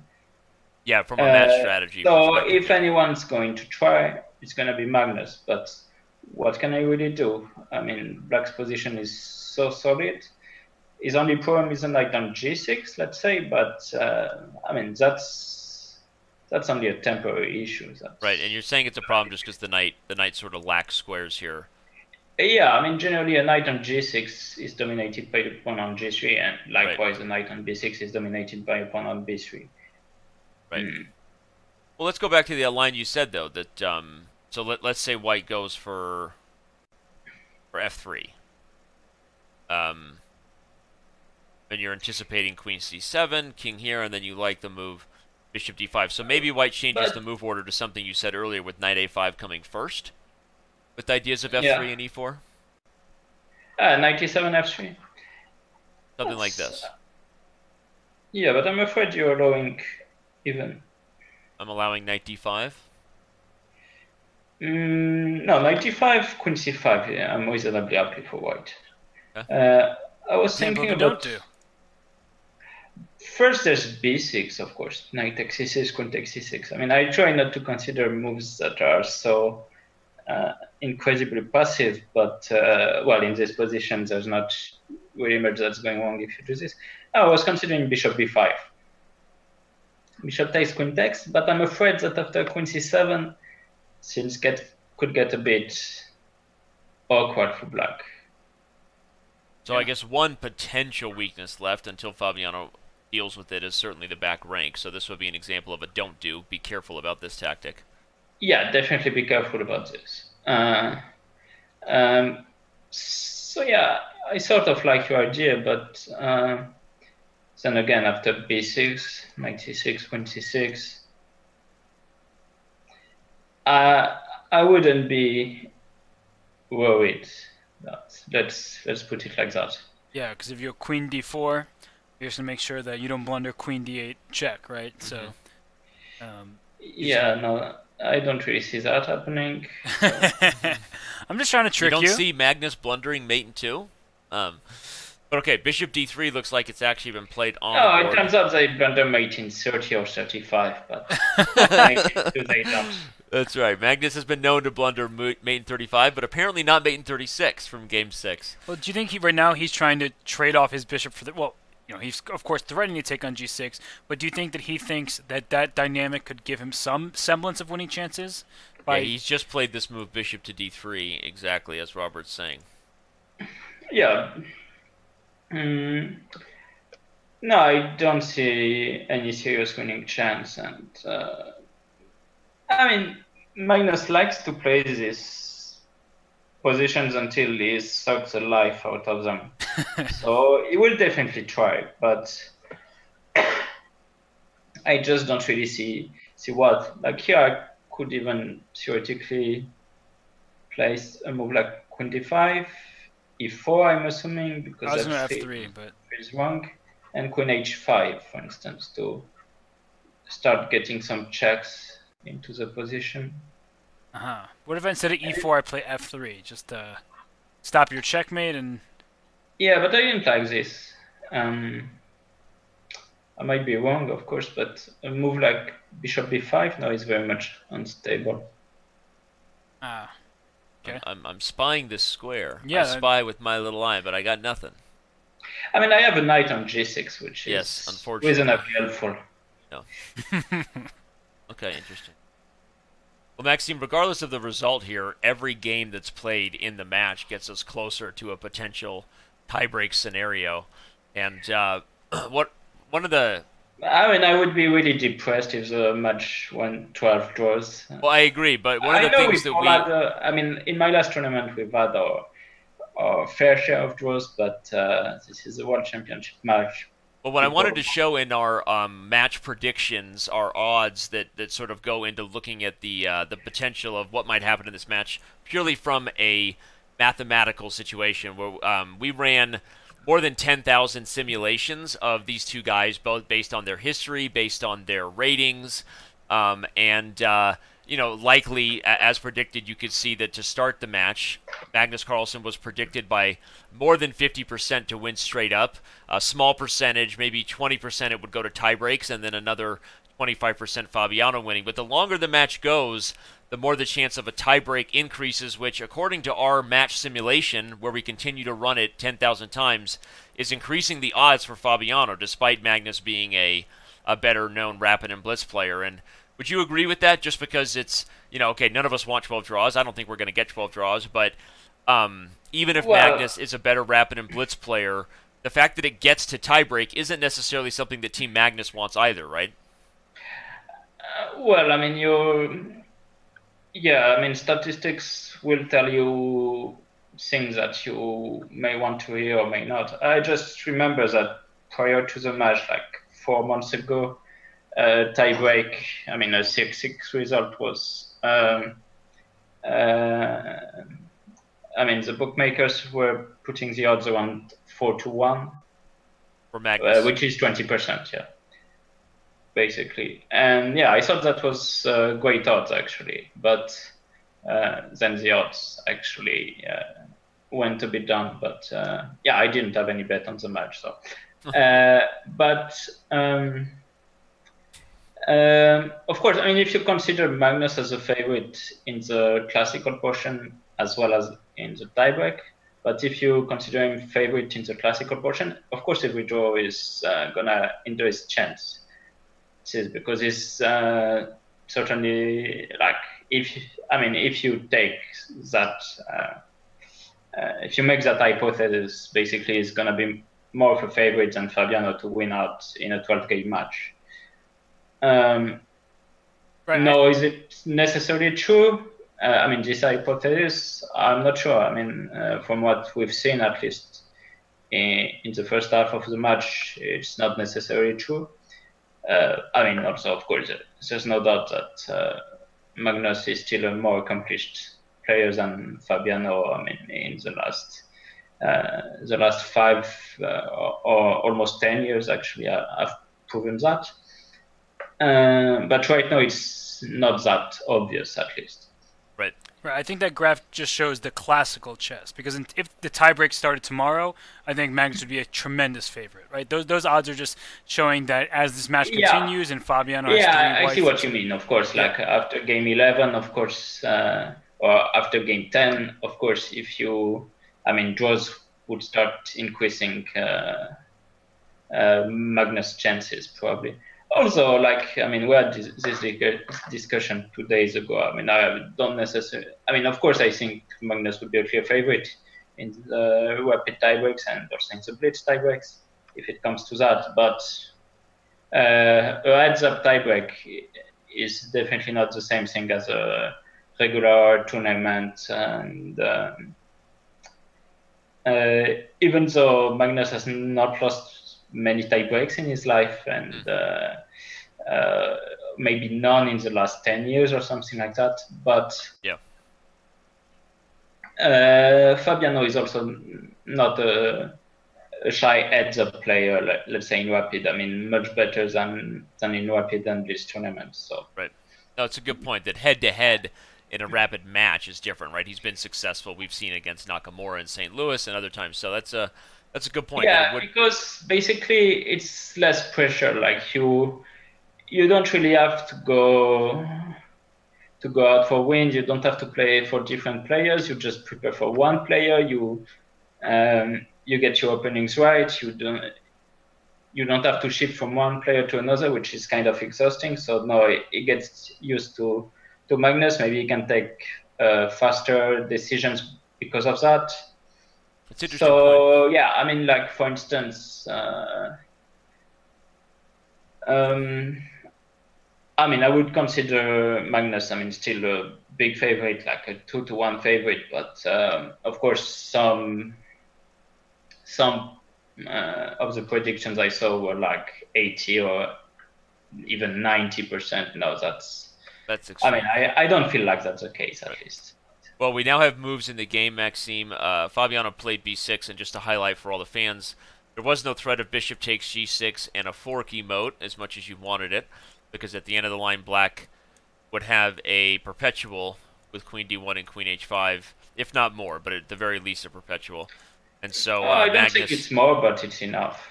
Yeah, not more, but enough. And so Magnus, rather than taking there, quickly played the move f3, which may or may not now be intending to capture here and put the knight on e5, as that looks like. I mean, not only that, but even if you...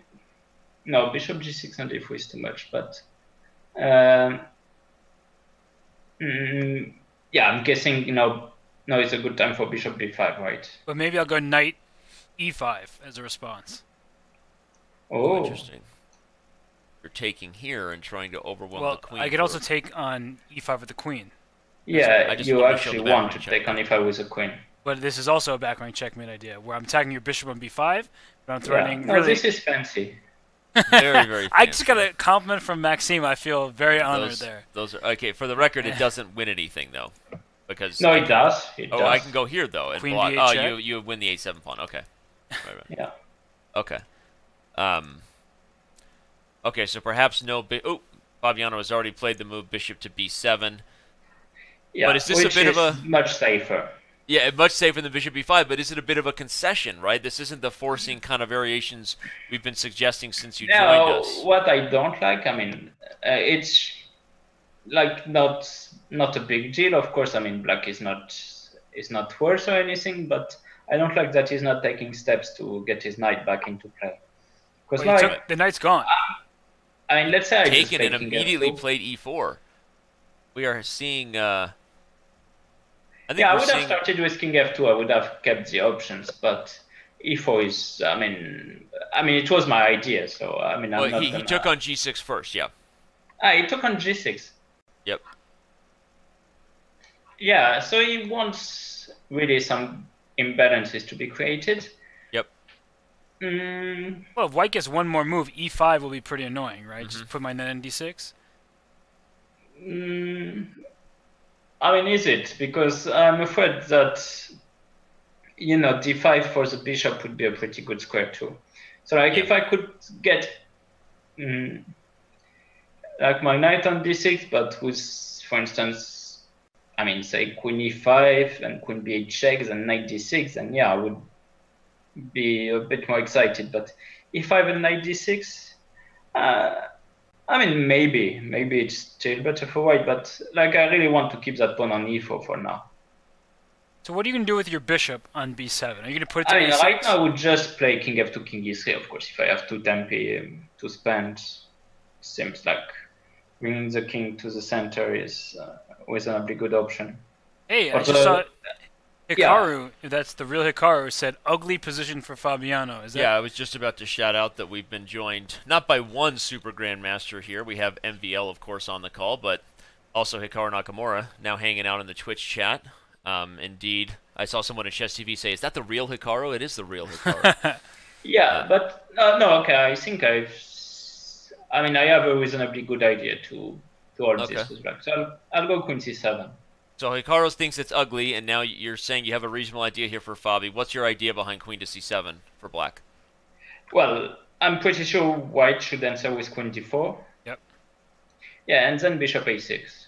And my point is, after knight d6, it's again perpetual down. You just have to check from c1 to h6. That's also... Yeah, let's show that on the board, just so everyone can see. I would not encourage you to play king f2. I'll do it just for fun. And I'm assuming there's... Queen g1. Some kind of win. There we go. Okay. I was looking for a mate with queen e2, but queen g1 does the trick. Okay. Yeah. So queen takes g2 also does the trick. So. Yeah. Okay. So. So after bishop a6, if you want to play for a win, you probably have to play knight e3. Okay. And after queen c1, no, you can play king f2. So, but there's queen takes g3. Uh-oh. That's not a pawn you want to give up. Yeah, actually, there's also queen takes g3 right now. So queen c7. So king f2, let's say?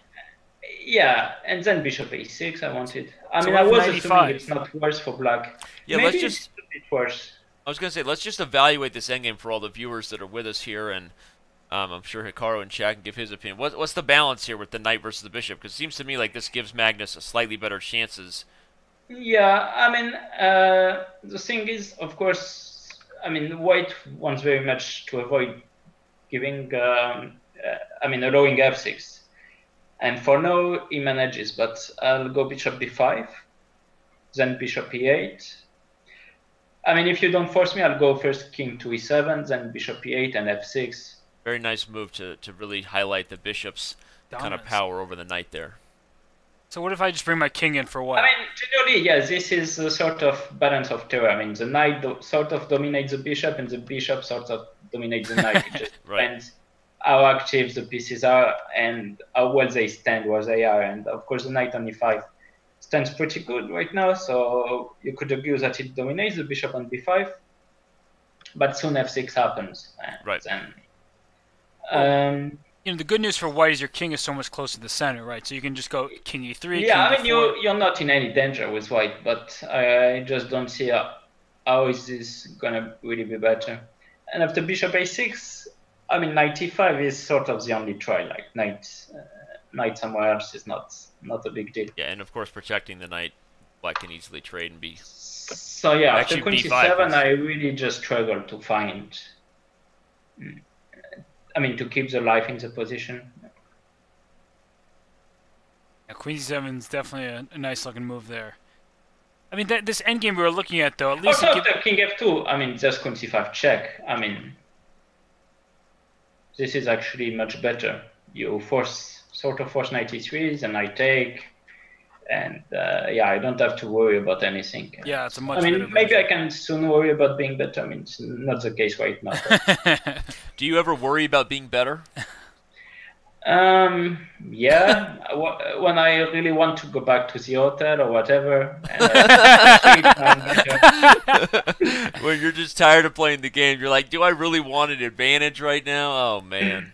Maxime, yeah. No, especially if you think you're not going to win anyway. Right. Maxime, yeah, exactly. I have a question for you that I'm sure the fans will appreciate hearing. I mean, you are the one who knocked Ding Liren off from his humongous unbeaten streak. That's right. You're the man who slayed the undefeated streak. How did it feel?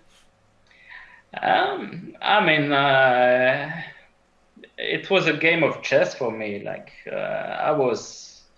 I received far too many congratulation messages after that game. It felt awkward. But you know, you instantly made yourself a trivia question. Not that you aren't already a part of chess history books, but now there will always be the question: who was the person who defeated the longest ever undefeated streak in chess? And some will have to remember that it was Maxime Vachier-Lagrave. Although, So, you're a Well, trivia there's an question argument now. that this was not the longest undefeated streak. It was. Also, No, there's also this I whole- kind of agree it was. there's a whole dispute right now because Sergei Tivyakov went 110 games undefeated.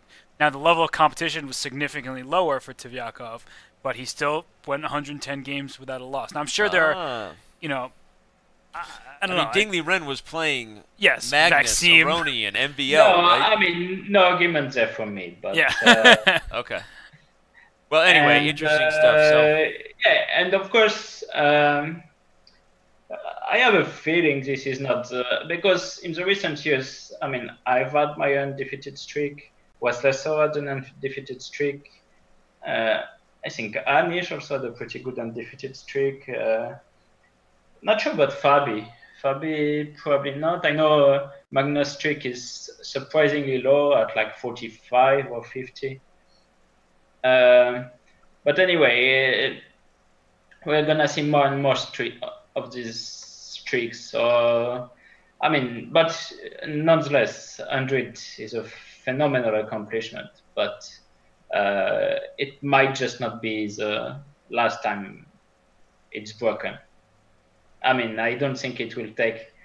I don't remember when was Star Streak, but like 1975, right? Something like that. you talking about Tal streak? Yeah, the 95 game streak by Tal. Yeah.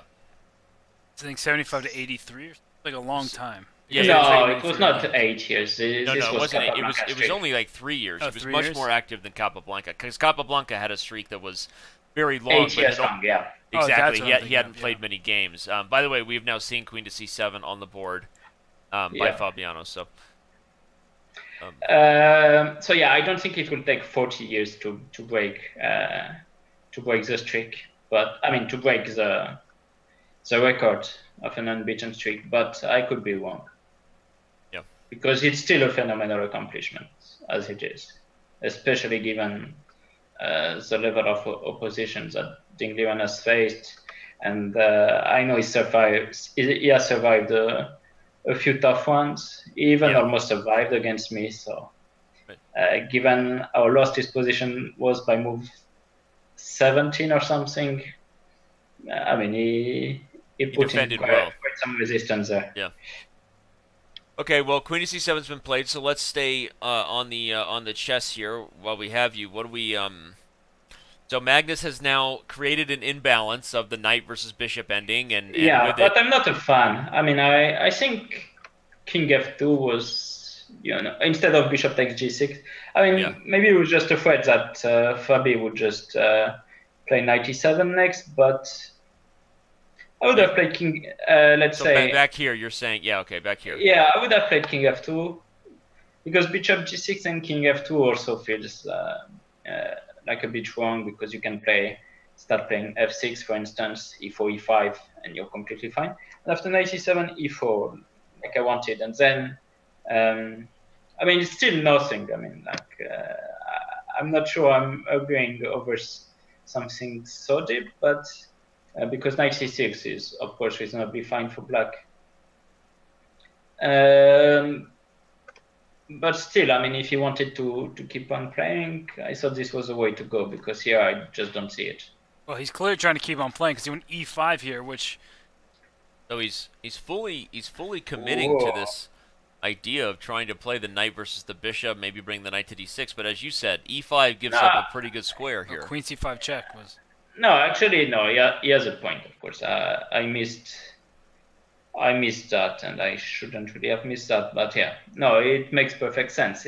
I just don't think it's good enough. But so then, what did you miss after queen c5 check? What did you? No, I missed that after bishop d5, knight d6, queen takes c3, b takes c3. Wait. Oh, sorry. You go ahead. Fighting for control. Go ahead. Yeah, I just missed that knight e8 was a threat. Yeah, pretty big one. Yeah. So instead, I'll guess. But yeah, I mean, you could argue that this is slightly better for white because now really the knight is dominating the bishop, and f6 gets answered by f4. Right. And the thing is, white can just play pawn to c4 and just jet that king right into the center. Yeah, no, this could be pretty dangerous. So yeah. To me, queen c5 check is a good move to throw in. Yeah, but queen c5, yeah, no, it's definitely a good move because, I mean, probably you don't have anything really better than king h2. I'm wondering at what point my queen goes to f2, but maybe not yet, but... I mean, definitely not yet, I think, because knight d6... Knight d6 is a big problem. And bishop a6... Also, after bishop a6... Threatening bishop f1. But you might have knight e4. You have knight e4, but queen e2, for instance... But then I'm going to try to mate you on... Like, so knight e4... Knight g5, queen... yeah, knight g5. Yeah, I'm going to queen c7 first. Yeah, no, this is... Yeah, this doesn't work for black. No, queen f2 is too much for sure. But wondering about bishop takes f3 though. Oh. No. Pawn takes? No, but it's too much too. The pawn on f3 is the king protected. runs. Yeah, the king. You could play queen g1, but you're not even really threatening king anything. g4 anyway. No, you're probably threatening something. I'm not sure what. But king g4, yeah. Yeah, king g4. So... Yeah, actually, you're not threatening anything. I can play knight d6. So, no. So bishop f3 is not working right now. Okay, no, this actually kind of annoying. Is maybe something for white. This very, very small, but enough to kind of to keep pulling on the tug of war rope here. It's not necessarily very small. I mean, I sort of missed altogether that. I mean, if white doesn't have knight c8, of course, this is absolutely nothing. Right, and the point is but that there's no way to deal with knight to c8, even on. I mean, there is one way. It's a6. Because the problem with a5 is you're now never gonna. I have firm control of the b5. But the problem with a6 is I have c4, and now if bishop c6, knight c8 threatens also knight c7. Ah, fork town. And if you have to go bishop a8, well. You don't seem very thrilled about that move, Maxime. And even this, I mean, you at could least maybe I'm not beat the b5 one with playing. c5. No, the king f8. King f8. King is fast enough. And the pawn, the black pawns might start moving. Right. Yeah, no. Danny is trying to lose this with white. I always am trying to lose it. So. No, I got to keep you on your toes. Of course. Okay, king g4. But I guess the question is, and you don't have. I mean, you don't have a move. This is the problem. Like king f8, king e7, you lose this. You lose the b6 pawn. But Maxime, I guess the question is, can black go f6 at some point, right? And then that way, once the pawn goes to f4, not now, like in those endgames, the g2 pawn. But you don't necessarily go f4. Like For instance, here, yeah, f6. You just ignore it, king f2 or something? Yeah, I'm not sure you can really ignore it because then pawn takes Wait, c5. we're all you being don't silly. have Knight this. c8 though. Knight c8, b5, take on b5. Oh, and knight a7. Okay, Yeah, that's just wins the pawn. Let's Yeah. show that. Let's show that real quick. actually we could do that one move earlier. Yeah, I was just about to say, let's show that just so everyone sees that the knight comes to a7 and the bishop can't go to c6, so white is simply winning Yeah. the pawn straight up. Yeah, no, this is not good for black. So Magnus, more winning chances than maybe we first thought he would have here in this endgame. Yeah. This is exactly what I was I saying. mean, you can blame me. I mean, you never said he had no winning chance. I did. You kind of said that there weren't great winning And what chances. I said was, is when you start sleeping on a position like this, all of a sudden you get uncomfortable when you just Right. you make moves in your hands to your brain. I'm not saying Fabiano did that. I think objectively, this position definitely should be one that you hold. But starting to feel uncomfortable, and that's all you need sometimes. And Maxime, you can kind of testify this better than we can for sure, that in equal positions, if you're feeling uncomfortable, you start losing the I thread. mean, this is a reason why a few moves ago I was trying to find this sort of forced draws with black, or maybe get the knight back into the game quicker than Fabiano did, just because, yeah, you don't. I mean, you think like for 3 or 4 minutes on the position to find the draw before you have to think for 20 minutes to find the draw. Right. And then after it's 20 minutes, maybe the next move takes an hour or so. And Well, then and speaking of time, we now have 11 moves actually for black, with only 13 Oh minutes. wow! on the I clock. stopped looking at the clock. So Fabiano isn't playing with a ton of time on the clock given the situation. I mean, he will have to find some. Yeah, critical no, moves. I mean, there's definitely some things to consider. Like, do you want to exchange queens? I went queen c5, king h2 is played, by the way. Yeah, in the game we've Yeah. now seen queen to c5 and king h2. Yeah. Yeah, no, I was wrongly assessing that the game would be drawn by now. It's definitely not going to be the case for now. And yeah, I'm just not seeing a clear path. I mean, it's You mean you're not seeing a clear path to draw here for Fabi? yeah. Oh, wait, maybe I'm seeing something. But I'm not sure how to make it work. But let's say I go king f8. Okay. Should I go b4 as a response? Yeah, this is not clear because now I'll go queen c7 simply. And then if I Now the knight's pinned. Yeah, so queen d4, bishop d5, you probably go knight d6 anyway. And well, it's still not clear what I'm doing because queen c1 gets answered by queen h4. or yeah, queen f4 is also an idea at some point. No, but I thought queen h4 is much more direct because Definitely, it's definitely. sort of forces queen h6, which is not good news. Still, a move like king e7 is probably good enough for black. Queen h4 f6 maybe. Wow, wait, pawn takes f6? Even Pawn takes f6. Knight b5? Let's put it on the board. Yeah, I mean, first of all, I have a question because I wrongly thought you had something, but Yeah. I didn't see with it, e5. so I was testing you, Maxime. yeah. now who's trying to lose the game? Not Me. just me anymore. Me. Yeah. I mean, I think we're all trying to lose the game. We have enough draws. No, but this looks not ideal for black It's at all. easy to try to lose the game when you know, I mean, when you're just not queen playing it. h8. This is maybe something that could happen, like knight b5. Okay. Now you're gaining Yeah. a tempo and g7 is falling. Yeah. No, because I wanted to get my counterplay started. I mean, I'm one move away from queen c2. Yeah. But But it's very dangerous for black. yeah, it could easily become very dangerous. So do you think that Fabiano No, should... wait. I have another idea. I mean, Okay. g5. Ah. My second favorite G emote. What about queen g4? Yeah, no, I want queen c2. But queen h5. Yeah, Yep. this is not good. Could you play f6 there? The queen h5 as well. Yeah, Oh, queen you're h5 trying to is- e8 mate. Sorry, I was only looking at f7. Yeah, duh. Yeah.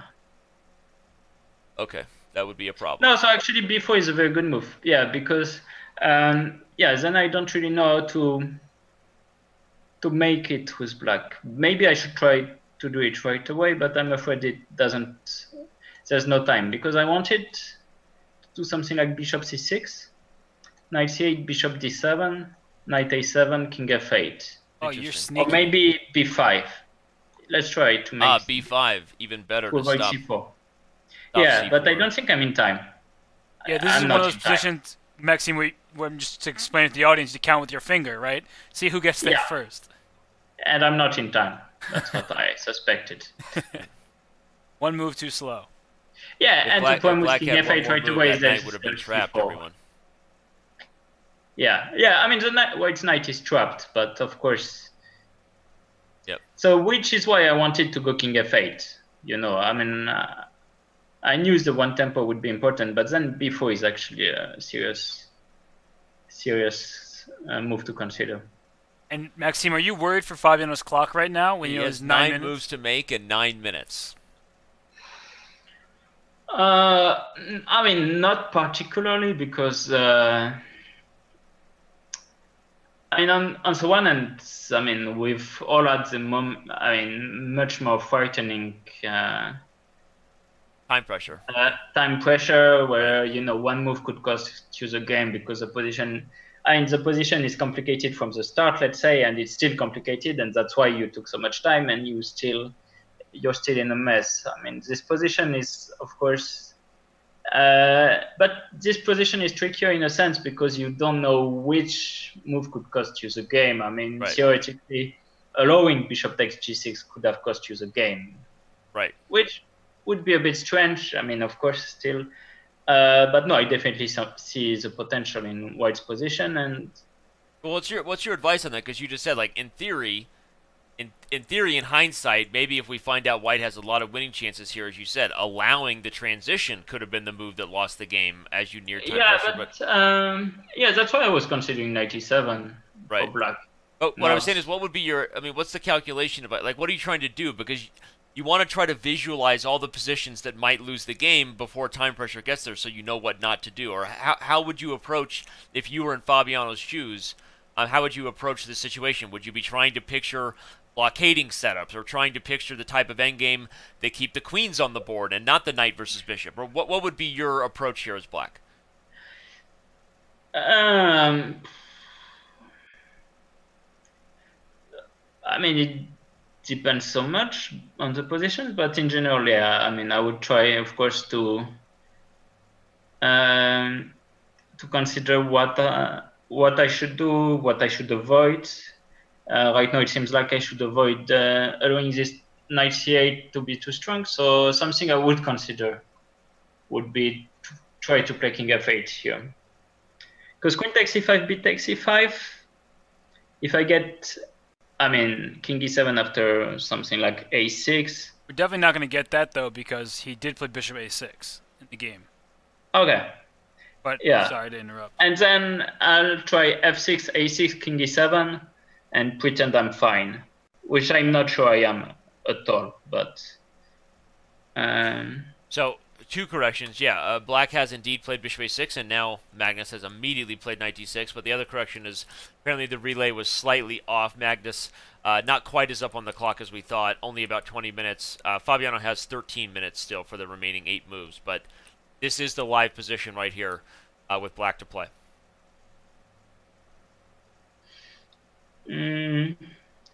Yeah, so here again I would consider king f8, actually. Maybe that's Fabiano's idea. Wait, but can you take on c5 and play? I was going to say not only that, what about the ideas you guys were first going for? Oh, here no, but yeah, knight e4. Yeah, queen d2 would blunder the pawn on e5. Yep. But queen takes e5 and knight e4, exactly. Of course. And then the white king just runs into d4 once you push your pawn to c4, and you're in big trouble. Yeah, this is not good. But he took on c3, which is at this point what we expected. So yeah. Oh. They traded queens. Yeah. Yeah. Obviously, Fabiano wants to do that to avoid the split pawns for happening there. And f6 played. And so, okay, I think what Fabiano might be suggesting is that after f6, f4 probably should be played, but it's not forced because taking on e5 gives you a terrible pawn structure. Yeah, but you probably won't, because the problem is not the pawn structure, it's that the knight on d6 will be forced out, and you really don't want your knight to be forced out of d6. I mean, it's your only winning chance. Right. You're one move too slow there to get your king e4 takes pawn on e5. Well, now there's because even then there would be bishop f1 and stuff. No. Yeah. You're 2 moves too slow or something like this. So no, after f6, f4 seems mandatory. And if black just goes king f8 and just puts the king on e7, same idea we've been talking about. Yeah, I mean, I'm expecting this to be drawish, but it's just a bit unpleasant, frankly. Like king f2, king d7 maybe, and no c4. Maybe c4 ought to be played earlier, because anyways the idea would be to restrict the bishop. And how does black stop a straightforward plan like king e3, king d4, and maybe king c5? c6 to d5. King c6 to c5, excuse me. No, but there's knight e8 coming in. Yeah, but your c4 pawn's hanging. Yeah, and then there's c4. No, but the problem is like king c6. Maybe white is too slow, because after king d3 there's b5. b5, exactly. Which seems to more or less hold. But I mean, there's still pawn takes knight f6. for check. Yeah, I was gonna say, what's in? So maybe you have to take on e5 first. Maybe you should, yeah. No, but even back in this position. Yeah, it's a bit awkward, at least. It's a lot of calculation to do. So let's go back to f4, because this is... I mean, yeah, after king f8, theoretically, white can play c4 and force this. Yeah, force that exactly. And not only force this, but also maybe theoretically try to get this king to, through another way. But I'm not sure that works. Like I wanted king h3, king g4, or something like this, but it's maybe not ideal. Well, it goes to show that queen c5 check was a very important inclusion, right? Kicking the king to h2 before it can get back into the center. Just a single tempo could end up saving the game for Fabiano. Uncle Yermo, Grandmaster Alex Yermolinsky, hanging out in the Chess TV chat, just said this really likes your c4 idea for Magnus, Maxime, and thinks that this is within Magnus territory now to try to win this endgame. Yeah, no, I mean, it seems to me that I'm too slow still with the king coming to e3, so I was really considering this king h4, king c6, g4. Trying to get... The idea if you... but there's g5 check, probably. And take e5. Yeah. Well, yeah, knight e8, g6 is... I mean, I'm not the third one, yes. They needed me to lose this with white. Because then, no, you don't feel too bad, but... Interesting idea, though, trying to justify the king's position on the h-file rather than relocating it to the other side of the board. Yeah, but it doesn't seem to work so well. I mean, which is not a surprise. So I'm not sure you can make c4 work. Because of course the problem is at some point you need c4, because if I just play king e3, then bishop f1 will come. Yeah. Also, you could still theoretically give up the g2 pawn. Exactly, that's what I was thinking. Yeah, but it's not enough. Simply even if you get king g4, c4, c5, it would be wrong if this was a win for white. I don't think it can be. You're pawn down. You don't even have any domination over the bishop anymore. You don't have an entry point. Yeah, you need to provoke some weaknesses in order to be able to do some of this, right? Yeah, no, this you're not winning. You're not losing it because your pawns are on reasonably good squares. You cannot really be picked off by the bishop, but the main problem for white is actually not that you lose g2, it's that the bishop relocates. Right. Because if the bishop is cut to a6, then it's really unpleasant for black. Like if you have to go to lands like bishop c8, king d8, bishop d7 to try to relocate, you're losing a lot of time. Although theoretically, even there, maybe that could be holdable. So is there something Magnus can do, perhaps, instead of rushing his king back to the center, play g4 immediately? Yeah, I mean, do we have a current position? Current position is King f8. actually f6, king f8, yes. Yeah, this is a position, yeah. Yeah. Yep. If you start with g4. Yeah, but first of all, after g4, there's g5. It's not clear you do have g5, yeah, because now I will take on f6. I thought you could even play g3 there and sit tight. Yeah, but then I want to take on f4. I'm reasonably happy with this. Not sure I should be, but because yeah, actually maybe I shouldn't be happy with this, but no, I wanted to take on f6 to win a pawn, or if you take on f4 to play g5 and cut your king. Yeah. That's a good pawn on f6 there. Yeah. And well, these are I mean, it seems abstract, but these are the kind of ideas that I think both sides would be calculating, because black has to be very careful here. I mean, I don't see the abstract in this. This is very concrete. But in the sense that I meant abstract that it may not happen. But yes, I agree. Yeah. I mean, it may not happen, but you definitely have to take it into account. Right. So after g4, if you go king e7 instead. Yeah, I wanted king e7. King g3. Yeah, and king d7 probably. I would really like to play knight e4 at some point and force you to do something with the f-pawn. I'm not sure. I mean, first of all, I can play king e7. Right. Yeah, it's hard to... I don't like when people tell me I have to do something when I really feel like... We're going to make you do something with that f-pawn, MVL. Yeah. But you'll need to prove it. Yeah. That's what I mean.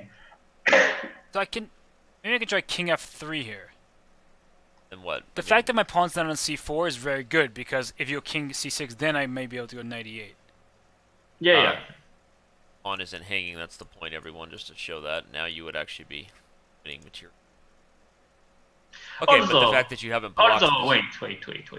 Yeah, he's going to go king d7 back. I knew what you wanted to do. Trapping the knight. Classic Maxime. Okay, if I take on g7, you take on e5. Let's just if I show go f5, that. okay. Let's just show that, because that's the kind of thing that Maxime would do to me. super grandmasters. Yeah, I do this for a living. I mean, I'm not even sure I'm winning because I have this. Jack the knight, yeah. Yeah. I'm probably not winning this, but... Or maybe I am. It's 50-50. No, actually it's winning, but... Yeah, no magical blockade here for Magnus. All right, well then... Okay, so that's an interesting little trick to keep in mind. But I was going to say, once the king has reached c8 and there's no longer this threat of knight c8, the reason why you wanted to play... I want to relocate the bishop. Exactly, the bishop can relocate. Let me do something else than king d7. Let me do king d8. Yeah. And this is very likely a line we could see here if everyone is following there. You see the live position. Black has played king f8. And what if king f3? Yeah, I want bishop c8 now.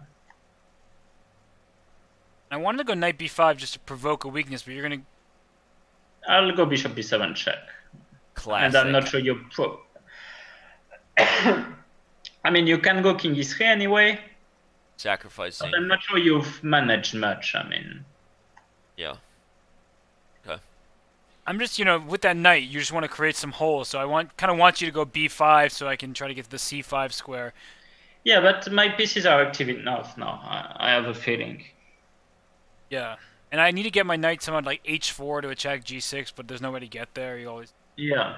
No, of course you want to play knight c2 now. Yep. Yeah, the knight coming around to b4. But maybe now you're in a position where you can play a5 and the pawns are working with the bishop to try to control squares. Yeah, a5.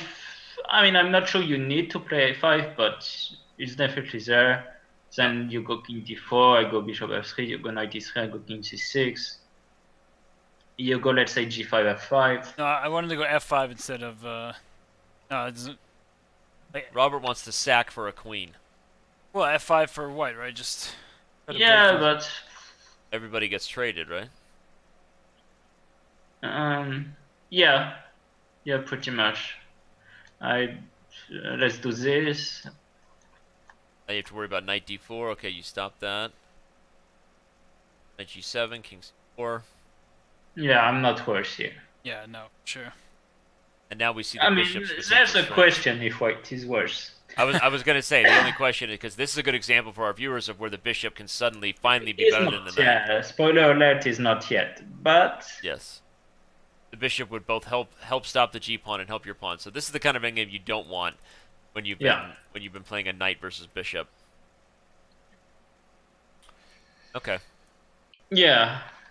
I mean, it would be in the logic of things that this is all double for black, but... Yeah. But I had a feeling maybe it was possible to, to put more poems than I actually see right now. I need to get you some Robitussin. Yeah.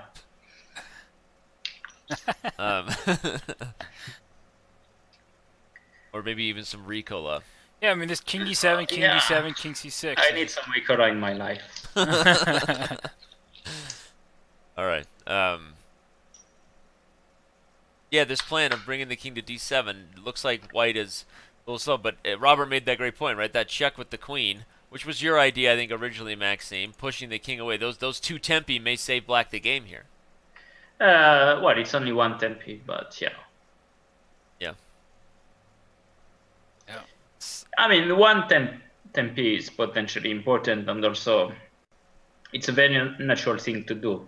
Right. You not only win one tempi, you win one move over time control. Yep. But anyway, yeah, I'm reasonably not surprised that this is drawish after all, but let's see if I missed something, because maybe, just maybe, you can go g5. No, but even there, I mean, I wanted something like king d7 to have knight f7, knight h8 ideas inside. Ah, wow. But no, it's just rubbish. Yeah, there's a bishop will come in d3 as soon as you do Yeah, I'll just go king c6. I mean, this is, sadly enough, this is soon going to be worse for white. There's no knight and e8? Not yet, because now you have knight e8, but bishop c8. No, you're actually not worse. Like, I mean, it's unclear. Knight h5? Yeah. It doesn't threaten anything. No, actually white is lost now. Yeah. Yeah. Maybe black wins there. It's one of those positions where white wants to throw that pawn from g5 off the board, like just sacrifice it so the king can get in. No, it's a great point. Yeah, no, g4, g5, it doesn't land you anywhere, because you don't threaten to win g6 because you have bishop d3 at the end. And even if you win g7, so like, what good is it gonna do you? Yeah. Well, maybe, wow. Maybe we can use Maxime's little tricky idea, but if we first, if we take the analysis board back to the live position, and we start with bringing the king to the center. The king g1, king e7, king f2. Alex Yermolinsky jumps right along with you, says, this is all good analysis, proving why Magnus will play king g1. Yeah. But okay, so king d7, right, is what we're talking about? Well, just king d8 too. Maxime, we have another very strong grandmaster, Hari Krishna, saying that he likes your g5 idea, but white should bring the king to d4 first. That's where I was going and then with go g4, g5. Yeah, but because your knight h8 idea works much better. Okay, so let's play king d7, because I don't see how you get your king to d4. King e3, exactly. Yeah. Yeah, bishop f1. This is what we discussed. And now maybe g4, g5?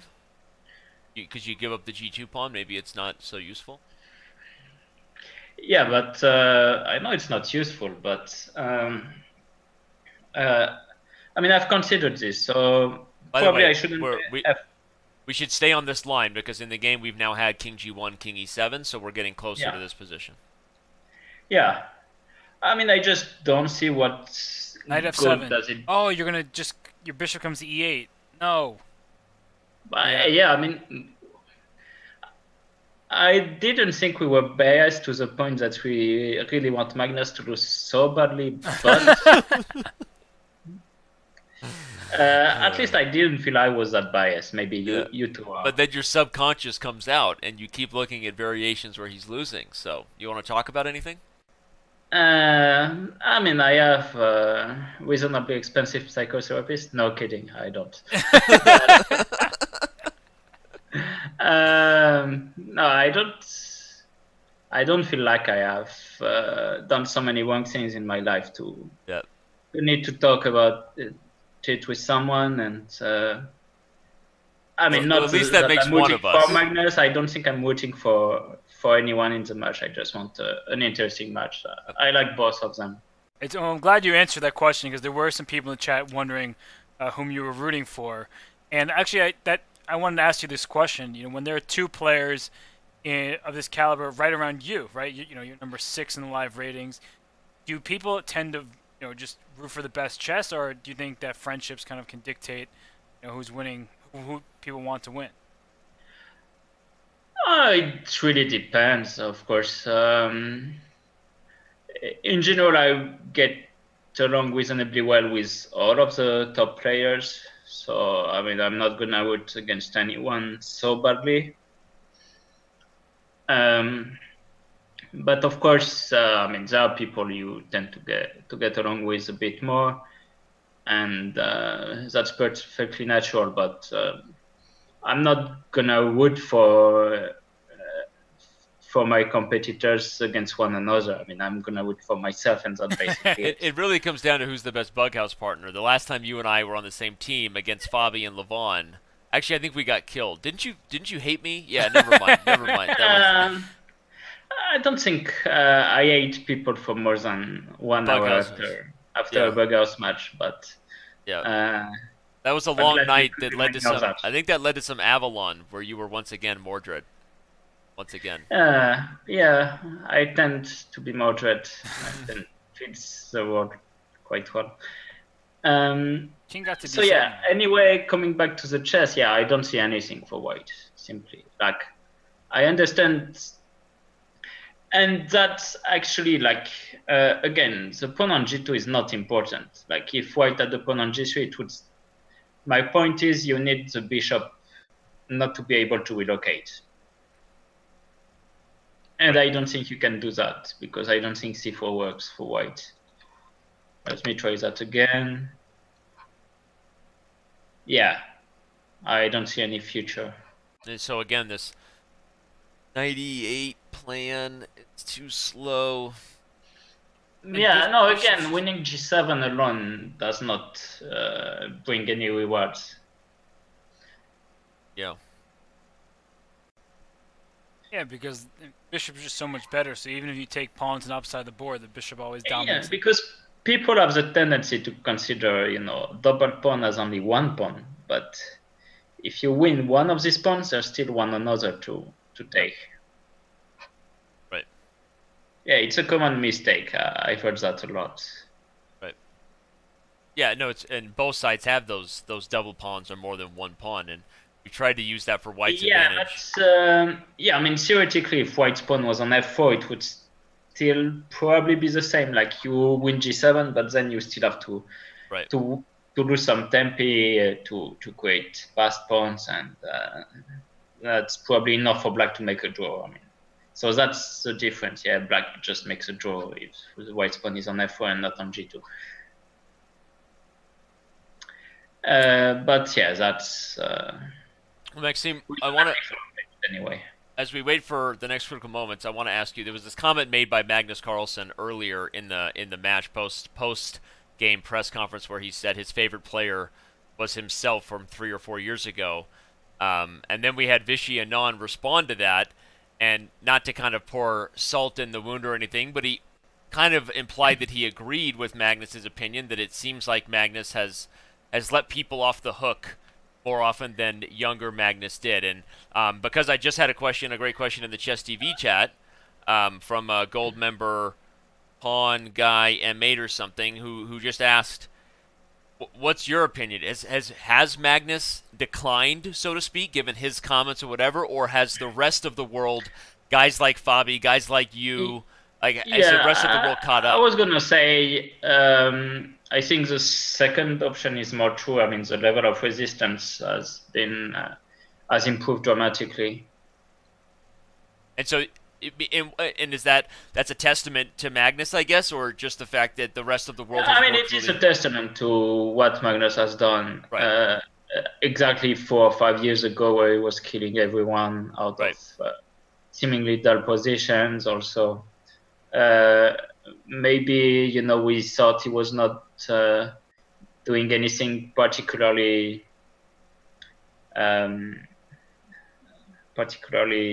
Special or...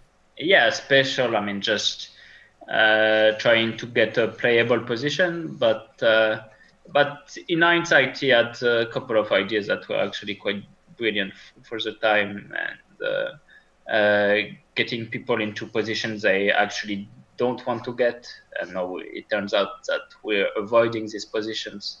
Right. And it makes his life tougher, of course, because he has to adapt to that, and it's not easy to adapt to the fact that people won't let him get what he used to have for breakfast, for lunch, and for dinner.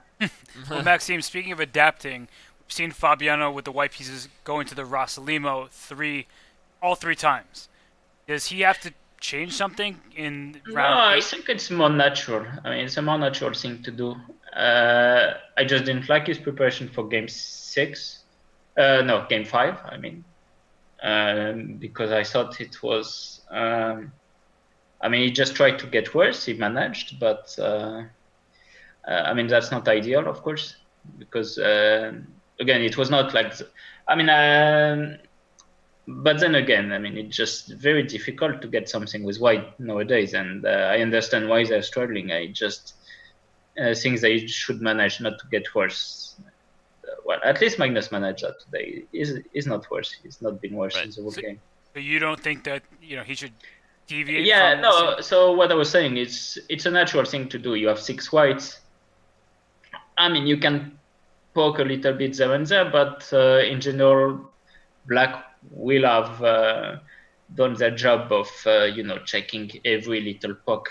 I mean, every first move for white has been considered, and maybe every first 2 or 3 legal moves for white have been considered, and there's an approach by black in this match, and we see the rewards. I mean, basically they have not been under any serious pressure so far with black. So what I was saying is, it's more natural, instead of trying a little box here and there, is to try to focus on one opening, and little by little try to find the hole in it. I'm, for instance, surprised that he hasn't tried Sveshnikov out yet. Fabi playing d4, right? Oh, going for the open Sicilian, yeah. Yeah, I mean, I'm assuming it's Sveshnikov. I actually am not sure, but I mean, it's a reasonable guess, and Magnus has played that, for instance, against me. So, and but with that being said, of course, Fabiano always had Bishop b5 as his main weapon. So it's not that much of a surprise that if he considers Bishop b5 to be actually more challenging than d4, he will stick to Bishop b5. And yeah, he was close of showing something in game 3, but then he decided it was not enough. He deviated in game 5, and yeah, that's what I didn't like. Right. But yeah, I mean, little by little, you try poking one big hole into black's opening, and maybe you finally find a position where it doesn't stand comfortable. Right. Fascinating insight, honestly, and maybe that's more of a testimony to the fact that we may get another Rossalimo from Fabiano in game 8. So that's an interesting thing. Now we have another move. If you're just joining us, I'm not going to bet on that, but I don't know either. But I think it's an interesting point you brought up, that we've seen actually I mean, opposite. at least that's a trend that has been shown. Right, but we've seen opposite approaches, right? Because you've seen Fabiano play the same thing all along those lines of that strategy, maybe trying to find a hole in the Rossalimo Sicilian. Magnus, until today, hadn't repeated a single opening he had played as white. So, but anyway, we now have a couple moves in the live position with King to E3 having been played and Bishop F1. If you happen to be just joining us, everyone, obviously the man of the hour, Grandmaster Maxime Vacher-Lagrave. Go ahead and go follow him on Twitter. Awesome insights from the world number 6 super grandmaster here with us. So thank you for being here. And want to remind everybody just who you are. I know you know who you are, Maxime, in case you forgot, but I want to remind everybody else who you are. I try to forget. You try to forget, but you haven't done so yet, and your pedigree, it speaks for itself. I'm not even going to read off everything we have there, but you're awesome, and this analysis has been amazing. Yep. Honestly, Maxime, thank you so much for today. So now we have Bishop F1 been played. Again, if you're just joining us, then you've missed a whole lot of awesome variations where, Maxime, you seem to feel like black is holding. We were trying to lose it for Magnus, basically. I mean, we thought we were trying to win it, but we were losing now we it. may even have a repeating, because after King E3, Bishop F1, we now see King F2, Bishop A6 played instantly. So, I have a question, though. Instead of King to F2, so let's say King goes back to E3, Bishop to F1, right? You think Magnus might try King to F3 now? And I guess what I'm trying to hope for... It's something he is done in the past. But yeah, I think it doesn't work simply. I'll take on E5. I'll play King C6. Alright, so I was trying to trick you and didn't work. But my intention, of course, was if you'd gone King C6 initially, right? Then, instead of... I would take... I mean, I'm not sure you're tricking me. But, I mean, this was your idea, right? Right. Yeah. And after this, I'm not sure you're tricking me because you might still be worse. But so if I go Knight E4, you think I'm still just worse? No, you're not. Yeah, you have Knight D2, but this is... But black is okay, and now the knight is actually being put in a spot where maybe it's being restricted by the bishop a little bit, although maybe even...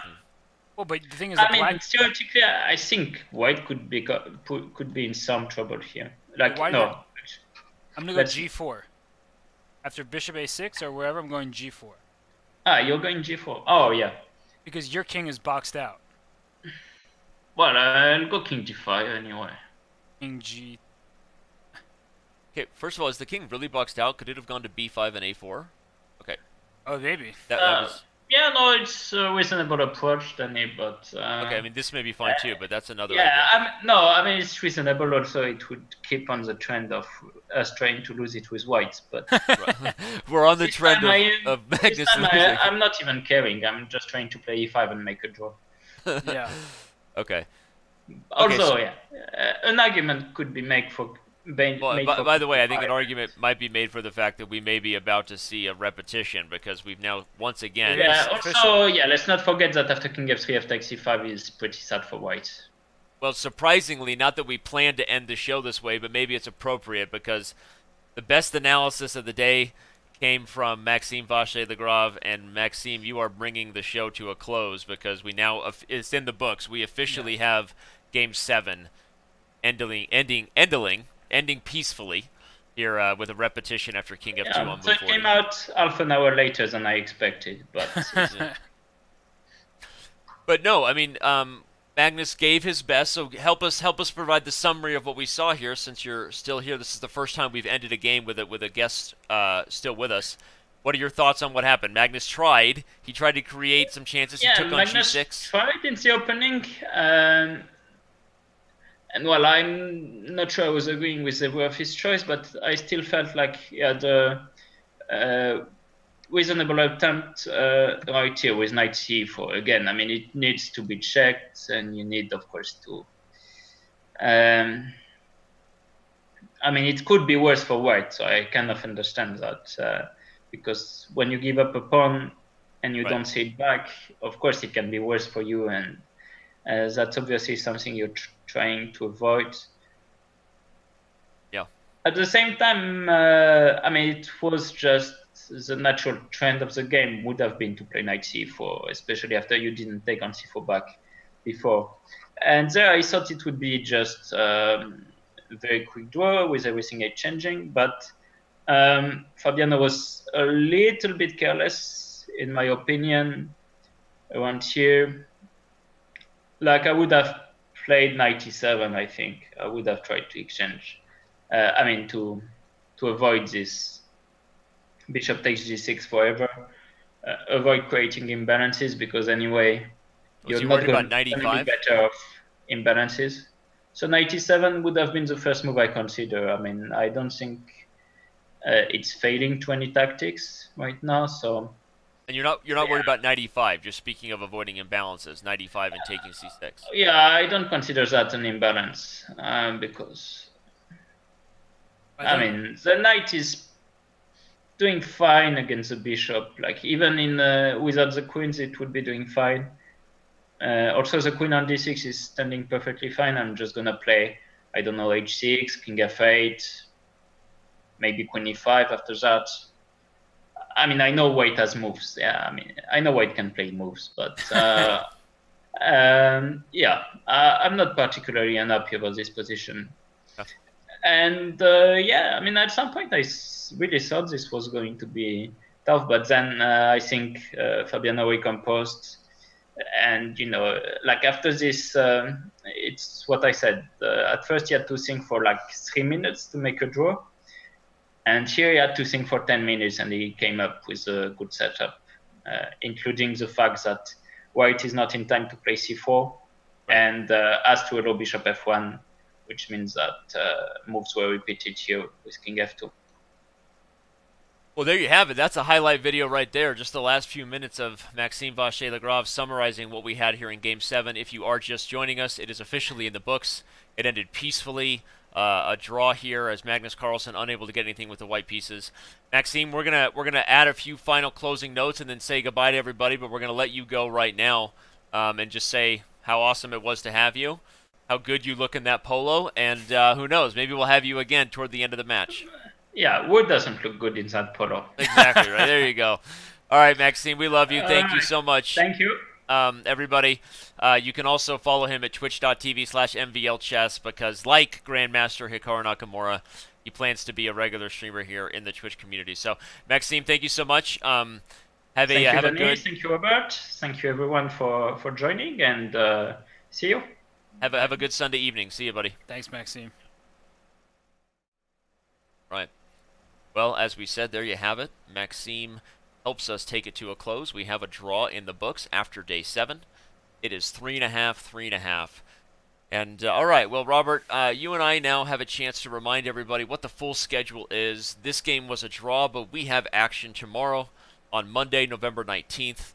Fabiano Caruana will be back playing the white pieces. He has 3 more whites in the remaining 5 games here in the classical portion, so we'll see if he can come up with anything in Game 8. Remind everybody that the next rest day recap show is on Tuesday, November 20th, so you'll have me and Robert again tomorrow. Sorry for that. But then you'll get your favorite Wingardium Levi Rosman back on Tuesday.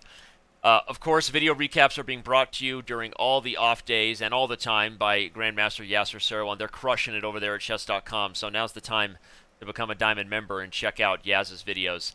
Of course, daily recaps by Yermolinsky can also be found on YouTube, Twitch, and everywhere your heart desires, even on Facebook. So check them out.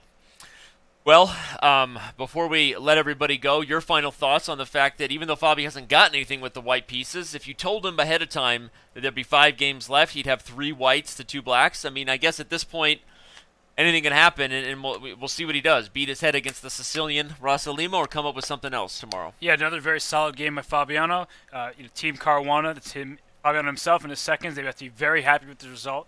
They'll need to find something better with the white pieces because so far Caruana's got nothing, but we'll find out tomorrow. Yeah, it's been exciting. I know it's been another draw, but we're learning a ton. Maxime Vachier-Lagrave, just thank you so much to him. And, of course, Ifan, just incredible. Don't forget, tomorrow we have Grandmaster Hikaru Nakamura, the rising biggest name as far as Super Grandmasters, regularly streaming on Twitch.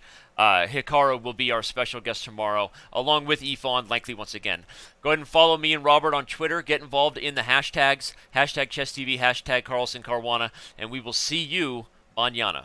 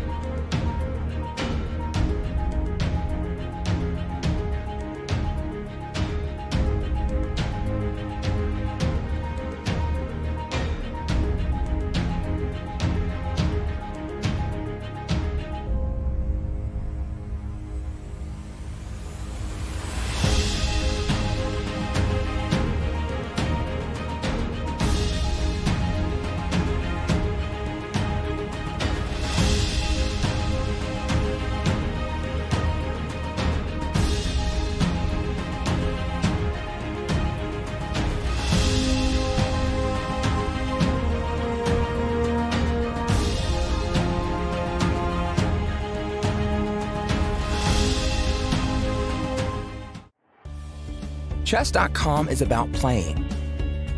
At any moment, there are thousands of people from around the world playing on Chess.com. So whether you're a total beginner or a grand master, you'll find a game quickly with someone at your level. You can play at any pace, from 1-minute bullet to 5-minute blitz to 60-minute games. Or you can play more relaxed games where you have several days to make your move. There are tournaments starting every few minutes. Or you can play against our customizable coaching computer. Chess.com is for learning. Chess isn't just about playing, it's about getting better. Chess.com puts the best training tools at your fingertips. Sharpen your game with over 50,000 tactics puzzles. Improve your strategy with training videos by top grandmasters. Get instant feedback after your games with real-time computer analysis. Regardless of where you're at now, you can take your game to the next level. Chess.com is for sharing. Join the community where you can discuss chess ideas in the forums and follow the latest chess news. Or join a club with friends and play in a league against other clubs. You can find all this in your browser at home and at work, or on the go with your phone or tablet. Signing up is free and easy. So what are you waiting for? Enjoy your game.